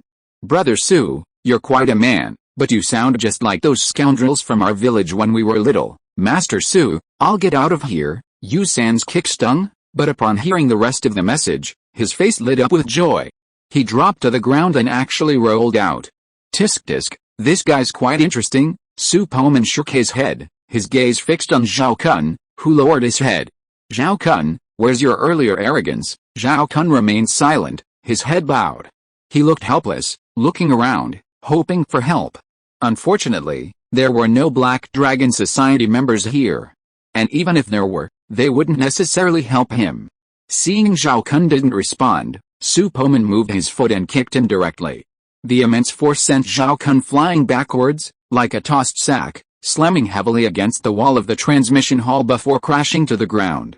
What a powerful force! Uncle Su was a physical cultivator before, so naturally he possesses far greater strength than ordinary cultivators. No wonder. Well done, it's truly satisfying. Nirongchuan, seeing this, felt a surge of pride and relief. Zhao Kun couldn't help but cough, blood streaking from his mouth. A look of regret crossed his face. He slowly said, Uncle Su, I was indeed wrong before. Please forgive me. I won't dare to cross you next time. I hope you'll remember this lesson," Su Poman said, leaving the transmission hall without a backward glance. "Brothers, beat him up and avenge little Uncle Su," Nirongchuan shouted, pinching his nose, and then rushed forward first. "Beat him, soon." Wailing erupted from the transmission hall. After everyone left, a disciple, dressed in tattered clothes and with a bruised face, crawled out. After leaving the transmission hall, Su Poman headed straight for the Sword Monastery. It was midday, and the streets were sparsely populated. Most disciples were practicing in their stone huts. After entering the monastery, Su Poman headed straight for the 10,000 Swords Pavilion. At the entrance to the 5-cornered wooden building, a young man in a pale blue robe, standing out from the other disciples, stood in the way, seemingly waiting for someone. He had sharp eyebrows and a handsome figure, though his lips were a bit thin, giving him a somewhat unapproachable and stern air. Behind his pale blue robe lay a long, purple-toned sword case. He wasn't a stout man, but standing in front of the door exuded an inexplicable intimidation, deterring many disciples from entering the 10,000 Swords Pavilion. Su Poman arrived at the door, a puzzled look on his face. Who is this man, and why is he blocking the door? Shh, keep your voice down. He's a registered disciple of Master Ouyang from Wanjianfang, and a distant nephew of our sect leader. It must be Master Ouyang's order that he's blocking the way here. A person nearby tugged at Su Poman's sleeve and kindly reminded him. Su Poman nodded and saluted the man. Thank you for the reminder. After saying that, without waiting for the man to reply, he raised his leg and walked towards the door. This road is blocked. The cold-faced young man uttered these 4 words stiffly, and as he spoke, he swung the sword case behind him and blocked the door of Wanjianfang, blocking Su Poman. I guess you're brother Xiao. Su Poman had a faint smile on his face. Xiao Zhe raised his eyebrows, suddenly turned his head, staring straight at Su Poman, with the cold murderous intent flashing in the depths of his eyes. You are Junior Brother Su. Su Poman patted his storage bag, took out the black token from it, shook it in front of Xiao Zhe, and then put it back into the bag. I am Su Poman, nice to meet you, Senior Brother Xiao. I have heard of your name for a long time. Seeing you today, I can see that you are indeed a rare talent. Thank you. Xiao Zhe's words were still cold and stiff. He looked Su Poman up and down and said contemptuously, Haha, it turns out that you are only at the first level of key refining, which is too weak. Junior Brother Su, you are so rubbish, it is really easy to die. Listen to your senior brother and stay in the sect honestly. I don't know where this bastard came from, but he can actually pass the fairy level test. Su Poman slowly dropped to a smile and said coldly, then, senior brother Xiao, please don't bother. Just mind your own business. You've been nothing but a figurehead for all these years. What a loser. Haha, a loser sandwich, you? Xiao Zhao hadn't expected Su Poman to be so outrageous. While he had no idea what sandwich meant, he was no fool and could guess it wasn't a nice word. His face paled slightly as he pointed at Su Poman, his body trembling. He didn't dare to react now, as he could feel the gazes from above. If he dared to attack, he'd be the one to suffer in the end. What do you mean by I, senior brother Xiao? If you have a seizure, go home and see a doctor. Don't have one here, Su Poman said mercilessly. The onlookers were stunned. They hadn't expected a new disciple to dare to contradict the Taoist mastermind, and to speak so harshly. This was a dreadful act of vengeance. The onlookers stared blankly at the scene, no longer even thinking of discussing it. Xiao Zhe flicked his sleeves and said through gritted teeth, all right. You're such a good junior brother. We'll see what happens next. Chapter 122, Top Grade Sword Embryo. Su Poman shook his head slightly. Someone as narrow-minded as him would never amount to anything, even if you were the sect master's distant nephew. Compared to him, even if a conflict arose, the sect master would have to weigh the pros and cons. One was a direct disciple of a Jinden-level expert, while the other was a distant relative. If a dispute arose, the sect master would be more likely to side with him. Su Poman walked into Wang Jianfang. A short, plump, middle-aged man in crimson sat at the counter today. He looked quite astute, likely a veteran disciple of the Shangdao Academy, having accepted the job of operating Wang Jianfang. Young Master Su, you're here. Lord Wu Yang is waiting upstairs. My name is Zhang Yu. From now on, you can call me Xiao Zhang. The short, plump middle-aged man smiled brightly upon seeing Su Poman enter. He knew everything that had happened at the door, and was well aware of Su Poman's identity. Su Poman nodded, cupped his fists, and said with a smile, greetings, Senior Brother Zhang. I'll be upstairs now, okay, young Master Su, you can always call me if you need anything. Zhang Yu's slightly greasy face was covered in a warm smile, his tone particularly warm and intimate. Su Poman smiled and nodded, then walked around the inner hall to the staircase. He fetched the black sword token, lightly tapped the small sword on the token, and instantly injected a surge of spiritual energy into it. Energized by the spiritual energy, the token soared into the air, circling around him like a satellite. The formation at the staircase seemed to sense something and instantly opened a portal. Protected by the token, he ascended the stairs unimpeded, reaching the top floor of the pentagonal wooden building in a few breaths. Whoa! The door blew open with a breeze. Disciple, come in, Yang Hong's voice echoed from inside the room. Su Poman strode in. In the elegantly decorated attic, bursts of white mist drifted out from the incense burner the size of a lavender tea bowl. He just took a light breath and felt refreshed. Beside the square long table, Yang Hong was sitting cross-legged with his eyes closed. Su Poman hurried forward, came closer and bowed, saying, Disciple greets Master. Well, Yang Hong slowly opened his eyes, a hint of approval mixed in his slightly turbid eyes. I saw what happened downstairs. Yes, as my disciple, you don't have to suffer the anger of that brat Xiao Zhen. Even if he is the nephew of the sect master, so what? Haha, you don't have to be afraid of him. As long as I am alive, you will be safe in Liang sect, and those old bones in the back mountain can't touch you. The most important thing for you right now is to comprehend the jade slips I left for you, understand? Disciple knows. Master, don't worry, the disciple will definitely comprehend the way of sword forging and refining, Su Poman replied respectfully. Yang Hong's eyes were like a bottomless well. He glanced at Su Poman, then sighed deeply. I have less than 100 years left to live.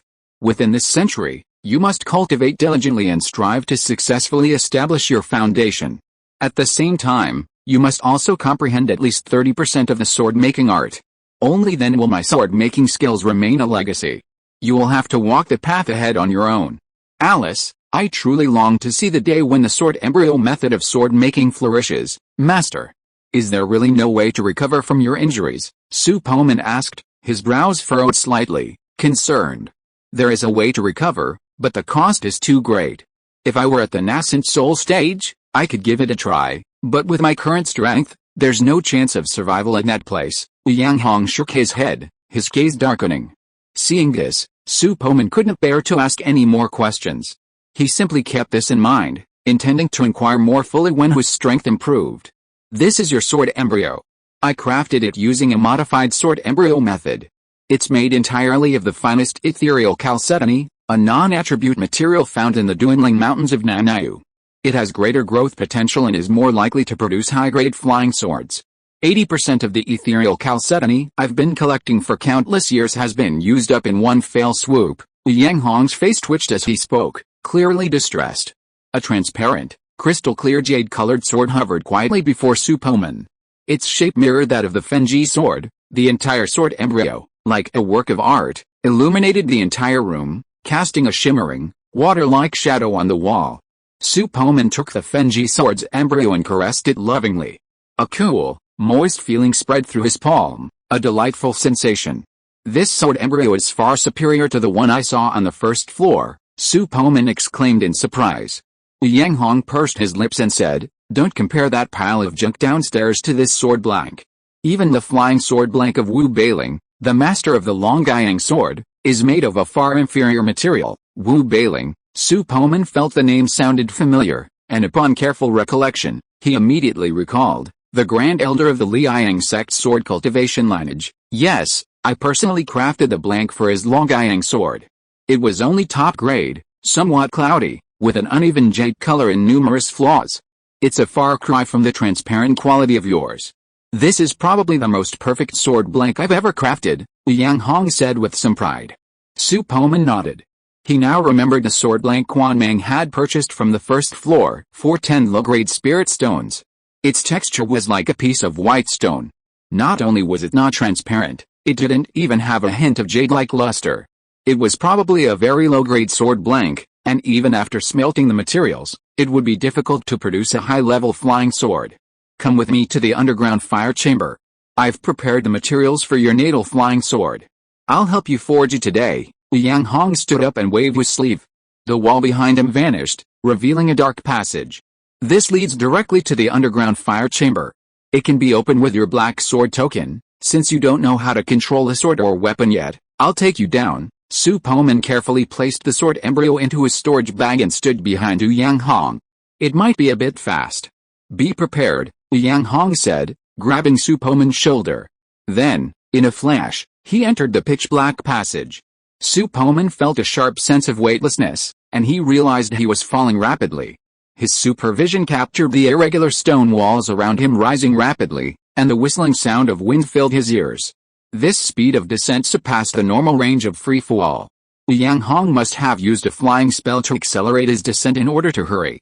The speed continued to accelerate. An ordinary person would have fainted from fear by now. At this speed, even a key-refining great perfection cultivator would be crushed to pieces if they fell to the ground. If you're listening to this novel on a channel other than Fanfic World, it means they downloaded and uploaded it without effort. We cordially invite you to visit our channel, Mundo Fanfic Novelis. There you'll find the original version of this story and you can explore many other novels of various genres. We're waiting for you to immerse yourself in a world of incredible novels. Chapter 123 Forging a Flying Sword. Su Poman's nerves tensed, and he subconsciously activated his bioforce field. The moment the bioforce field enveloped him, he felt an inexplicable sense of security, and a strange feeling lingered in his mind, lingering. Before he could fully process it, a blinding fiery red light suddenly erupted from Yang Hong. A shield composed of magical energy enveloped the two of them, and then, like a sudden break, it stopped abruptly, 4 or 5 feet before hitting the ground. Their speed suddenly slowed, and the two of them landed lightly on the ground.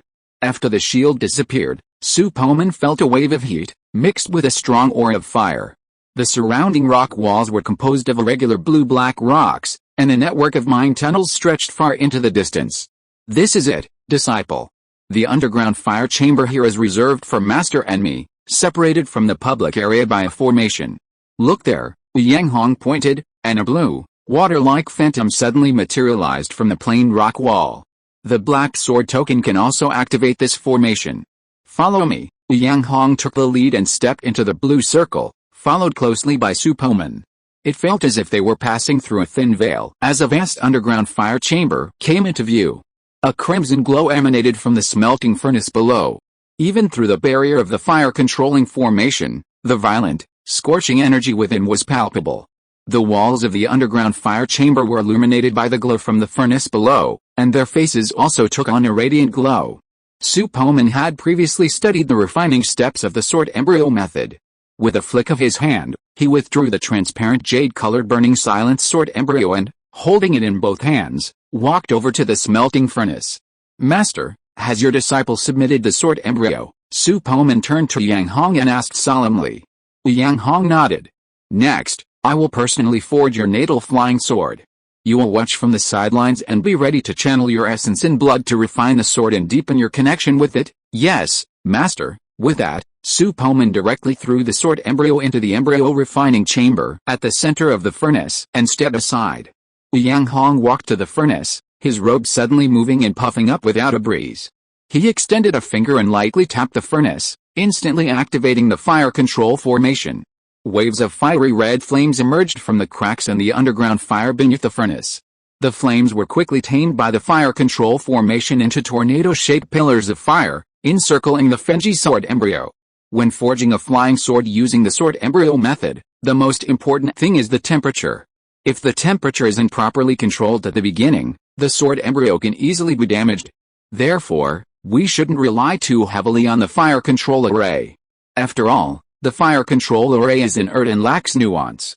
Look at this spell, it's the fire control method from the improved sword embryo method. Yang Hong spoke, his fingers moving in unison. His 10 fingers rapidly formed spells, forming a series of phantoms. Finally, a glowing seal the size of a ping-pong ball materialized at his fingertips. The seal slowly floated into the forge, exploding with a bang in the middle of the flames. The surrounding pillars of fire became calmer, and the tiny flames on the surface were firmly bound. Then, Yang Hong flipped his hand and took out a fist-sized piece of golden metal. "This is a piece of golden flamestone that I accidentally obtained when I was in the nascent soul stage. Although it is so small, its value is no less than a nascent soul stage magic weapon. At that time, an old friend asked me to help him refine a sword-like magic weapon and then entrusted it to me. Alice, it's a pity that he died in that disaster. Now this piece of golden flamestone has become an ownerless object. It can be used as the main material for your natal flying sword. Next, my speed will be very fast. You listen carefully to my introduction to the characteristics of the material." Su Poman nodded, and his consciousness subconsciously swept towards the golden flamestone. Suddenly, a tingling and burning sensation appeared in his mind, and then he heard Yang Hong's voice. "Golden flamestone is a rare, top-grade earthly treasure with golden fire properties. It blends the characteristics of gold and fire, while also isolating damage to spiritual consciousness. There's a certain chance it could produce a top-grade flying sword capable of attacking spiritual consciousness." The golden flamestone flipped over and dropped into the refining chamber of the smelting furnace. Pillars of earth fire erupted, continuously scorching the golden flamestone. After several breaths, the surface of the golden flamestone remained unchanged, as if the temperature of the earth fire was completely insufficient to melt it. At this moment, Yang Hong ejected a stream of purple flame into the smelting furnace. As the purple flame joined the furnace, the surface of the golden flamestone began to subtly change, and tiny liquid fluids began to appear on its crystalline surface. Earth fire and the Dan fire of the golden core stage aren't enough to smelt top-tier materials like the golden flamestone. This purple fire is the nascent soul fire that Master has stored away. Originally, it was meant to be used as a trump card for self-defense. But there are no cultivators in Nanayu who can threaten me, so there's no need to keep it. Otherwise, I'd have to expend a huge amount of mana to keep it burning," Yang Hong muttered to himself, smacking his dry lips. Although Yang Hong spoke as if the nascent soul fire were a burden to him, Su Poman felt an inexplicable emotion deep within. He suspected that these remaining nascent soul fires were most likely one of Master Yang Hong's last-ditch trump cards. But now, it was all consumed like this, and for someone he had only known for less than 3 days. At this moment, Su Poman suddenly recalled his grandfather as a child. The old man had died long ago, but from the few memories he had left, he vaguely remembered that his grandfather had been just as stubborn, saving all his favorite foods for him. Only in his final moments, with his mind clouded, did he remember what he truly wanted to eat, but by then, He could no longer eat anything. The two figures gradually merged, and Su Poman felt his eyes soar. He stared at the figure standing in front of the smelting furnace, silently vowing to himself that after he had increased his strength, he would heal Liu Yanghong's spiritual injuries. Disciple, focus. Yes, master. Liu Yanghong's eyes were calm as he stared intently at the changes in the golden flamestone in the smelting furnace. From time to time, he cast spells to activate the flames, using the earth fire to assist the infant fire in accelerating the refining process. The golden outer shell gradually melted, revealing a shimmering interior. After nearly half an hour of baking, the golden flamestone was completely melted, becoming a golden and red fluid, quietly suspended in the center of the refining chamber. Liu Yanghong took out a handful of fine red sand and dropped it into the furnace. Fire God Sand, a top-tier fire-attributed material, has a certain chance of producing a top-grade flying sword with flame-related properties, with a swish. As soon as the Fire God Sand entered the furnace, a huge radiance erupted, like adding fuel to fire, causing a violent reaction. Chapter 124 Low-Grade Magical Weapon. Liu Yanghong flipped his hand and pulled out a piece of fine, black ore emitting a faint purple glow from his stored ring. He shouted, "This is black tortoise purple veined gold. It can greatly increase the weight of a flying sword, allowing the sword master to feel no weight while controlling it. It's also a top-grade material, but it needs to be roasted slowly over a gentle fire. If the flames are too strong, it will explode." Time passed slowly. As the Grand Elder of the Kaiansu sect, Liu Yanghong naturally had a vast patrimony. He had retrieved a total of 198 materials, 13 of which were top-grade natural treasures. Each one would spark competition among nascent soul stage masters. Others were also high-grade and extremely rare. The various materials were melted into liquid emitting a rainbow of light. Liu Yanghong guided this liquid with his spiritual sense into the embryo refining chamber. Disciple, at this moment, essence blood, Liu Yanghong turned and shouted. Upon hearing this, Su Poman immediately struck his chest with a thumping sound, like the resounding of a mighty bell. He then opened his mouth and spat out more a ball of radiant blood essence, which transformed into a streak of red light and flew into the smelting furnace. Huh? Liu Yanghong was surprised by the transformation of Su Poman's blood essence after entering the smelting furnace. Under the scorching flames, the blood essence glowed faintly, as if unfazed by the intense heat of the earth's fire. Disciple, your blood essence is quite extraordinary. Liu Yanghong gave Su Poman a curious look, but said nothing more. With a simple incantation, he channeled the blood essence into the center between the colorful liquid and the sword embryo. This was the crucial moment in forging the flying sword. Liu Yanghong held his breath, carefully controlling his spiritual energy and slowly channeling the colorful fluid into the burning silent sword embryo. The blood essence split in two, with one part merging into the burning silent sword embryo, staining the transparent shell of the sword embryo with a thread of blood resembling tree roots. Another ball charged directly at the colorful liquid, the two linked by a seal cast by Liu Yanghong. Upon contact, the colorful liquid absorbed Su Poman's essence and blood.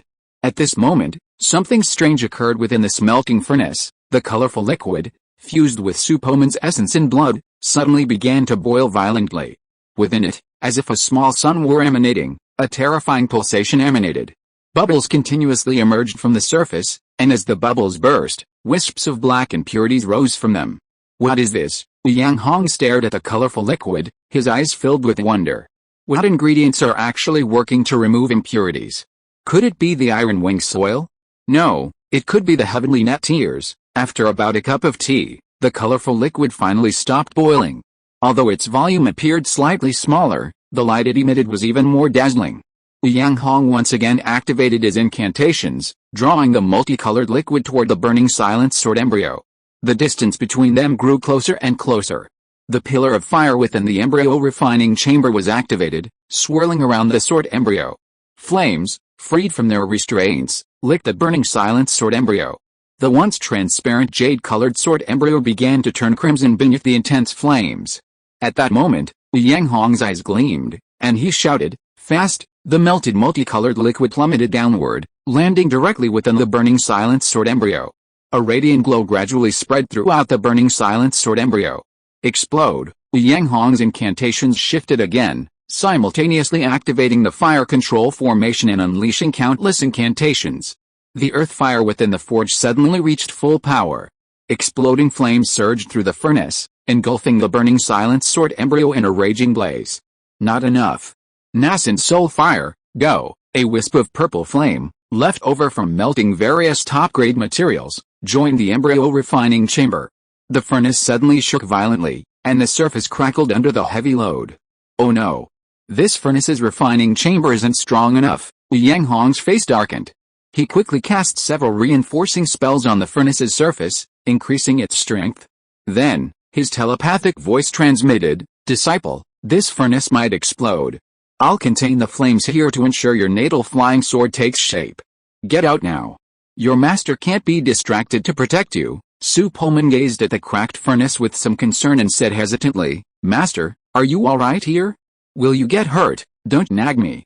Your master has reached the late Jinden stage of cultivation. How could he be threatened by an exploding furnace? Get out now," Yang Hong said impatiently, but a hint of relief played on his face. In times of crisis, a person's character is more clearly revealed.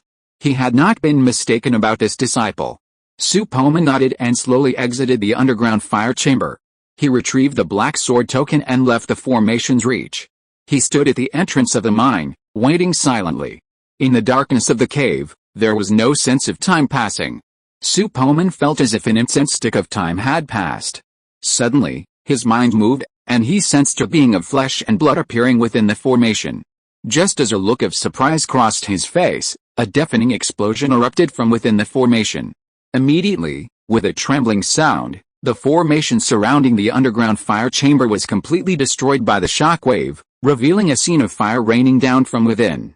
The once vast underground fire chamber was reduced to rubble. Flaming debris rained down from the sky, and thick smoke and dust filled the passages. Su Poman subconsciously held his breath, activating his supervision to examine the scene. Ha ha ha, it's a success, disciple. Your natal flying sword has been refined. Fresh out of the forge, it's already reached the level of a low-grade magical weapon. Amidst the smoke and dust, Yang Hong's hearty laughter echoed. Su Poman peered closely, his supervision piercing the dust. He saw Yang Hong approaching from behind a low wall in the ruins, clutching a red flying sword about half a meter long. He felt an inexplicable call from the sword, accompanied by a strange sense of flesh and blood connection, as if it were an extension of his own body. The burning silence sword vibrated slightly, emitting a resounding sword chant, as if trying to break free from Wu Yang Hong's grasp. Haha, it's no wonder I've put so much effort into this flying sword. It's already imbued with a powerful spirit fresh from the forge. Disciple, you're truly blessed, Yang Hong said, releasing his grip. The burning silence sword transformed into a streak of red light and vanished from his grasp. A flash of red light appeared, and the next moment, it was in front of Su Poman. The burning silence sword flew around him several times, like a puppy meeting its master, and finally landed shakily in his palm. The burning silence sword trembled slightly, and Su Poman suddenly felt a sense of excitement and joy emanating from the sword, along with a very strange emotion, like a young child's dependence on its mother. The flying sword had already given birth to a hint of spiritual intelligence. Chapter 125 The Supreme Elder. Disciple, your flying sword is extraordinary. I'll explain it to you in detail later. Someone's coming from outside. This natal magic weapon can be directly absorbed into the danshan for nourishment. For now, put it away, Yang Hong said as he suddenly restrained his aura, suppressing his cultivation to the early golden core stage. Yes, master. Su Poman focused his consciousness on the burning silence sword. With a thought, his natal flying sword instantly transformed into a thin streak of red light and disappeared into his slightly open mouth. When the red light flashed again, the burning silence sword had already arrived within the danshan. It hovered quietly above the two spiritual energy vortexes, receiving the cleansing and baptism of the incoming and outgoing spiritual energy. At this moment, all the information about the flying sword's properties surfaced in Su Poman's mind, giving him a comprehensive understanding of the burning silence sword in an instant. Although his face remained expressionless at this moment, he was ecstatic in his heart, because in addition to more than 10 kinds of top-grade attributes, this Fenji sword can actually absorb the energy of the sun to evolve itself. Just as he was stunned, a cool breeze suddenly blew in the passage, and two figures slowly became real in the wind. The man on the left looked a little thin, with an unusual skeleton and looked very tall. He carried a red sword box half a meter higher on his back. The aura on his body was extremely heavy, and there was a hint of sword intent in his clear and sharp eyes. As for the other person, he was a fat-faced old man with dark skin and a red nose. As soon as he showed up, he laughed strangely and said, "Old Ghost Yang, what are you doing in this underground fire cave? How did you make such a big noise and scare the disciples outside? I just tried to refine a new thing, but I didn't expect the furnace to explode." "Master Kangxi, you two came so quickly. Are you here to punish me and ask me to compensate for this underground fire room?" Yang Hong curled his lips and said to the fat-faced old man. Another thin, elderly man waved his hands and explained, "Brother Yang, you must have misunderstood. There was such a commotion outside just now that I thought we were being attacked, so I quickly left my retreat. It's just a fire chamber. Don't worry, brother. I'll have my disciples build you a new one." Kangxi's Hunren, standing nearby, twitched his fat mustache, dismissing the question. He said meaningfully, "Old Ghost Yang, my nose is incredibly sharp. What good stuff have you refined? The residual spiritual energy nearby is incredibly dense. HMPH, do I need to report to you about what spiritual artifact I've refined?" Yang Hong rolled his eyes. At that moment, another figure appeared from the distant passage. This figure wore an elegant, deep purple silk robe with a lychee-patterned sash tied around his waist. He wore a blood jade hair crown. His features were imposing, and his most striking feature was his crimson eyebrows, which gave him a distinct, unconventional look. "Greetings to the two grand elders and Yu Yang Gongfen. I'm sorry I'm late. What happened just now? Did the underground fire chamber blow up?" Chi Zayu's eyes showed a questioning look, but his expression remained calm and dignified. Yang Hong nodded slightly, spreading his hands. "Sect Master Chi, I'm truly sorry. I was trying a new method to refine a sword blank, and I lost control of the temperature. This is what happened. That's fine. Since I have a new idea, I must put it into practice." Yang Gongfeng's swordsmithing skills are constantly improving, which is a great thing for our Liang sect. When Yang Gongfeng finally grasps this new swordsmithing technique, the strength of our sword cultivation lineage will be greatly enhanced. Chi Zaiyu smiled warmly, seemingly unfazed by the destruction of the underground fire chamber. He then turned to Su Poman and said, "Is this young man Yang Gongfeng's new disciple?" "Greetings, Master." Su Poman bowed to Chi Zaiyu without being reminded. Yang Hong said calmly, "Indeed, Su Poman is my new disciple. I hope Sect Master Chi will look after him." "No problem. Since he's Yang Gongfeng's disciple, I'll order Su Poman's resource level to be raised to that of a regular disciple of our sect." Chi Zaiyu readily agreed, his gaze towards Su Poman filled with kindness. "Sect Master Chi, the triennial 7-sex martial competition is about to begin, isn't it? How are the preparations going? Will the 5-element sect take first place again?" Zhenren Kangxi suddenly changed the subject, clearly uninterested in a junior like Su Poman. Chi Zaiyu bowed slightly and said slowly, "Reporting to the Supreme, our disciples have made thorough preparations for this 7-sex martial competition. We will definitely not let the 5-element sect steal the show. Since there's nothing serious, we'll return to the back mountains for retreat." "Come on, Kangxi, we still have to practice," the thin old man urged. "Alice, I finally managed to escape seclusion, Bai Ling, but you're so boring. Let's go back and continue our retreat." Kangxi's Henren frowned, a look of reluctance on his face. The two figures transformed into a gentle breeze, gradually disappearing from the crowd. Chi Zaiyu also bowed slightly and said, "Venerable Ouyang, I have some important matters to attend to within the sect, so I'll take my leave." Go ahead, go ahead," Yang Hong nodded. After everyone left, Yang Hong took Su Poman back to the attic on the top floor of Wanjianfang.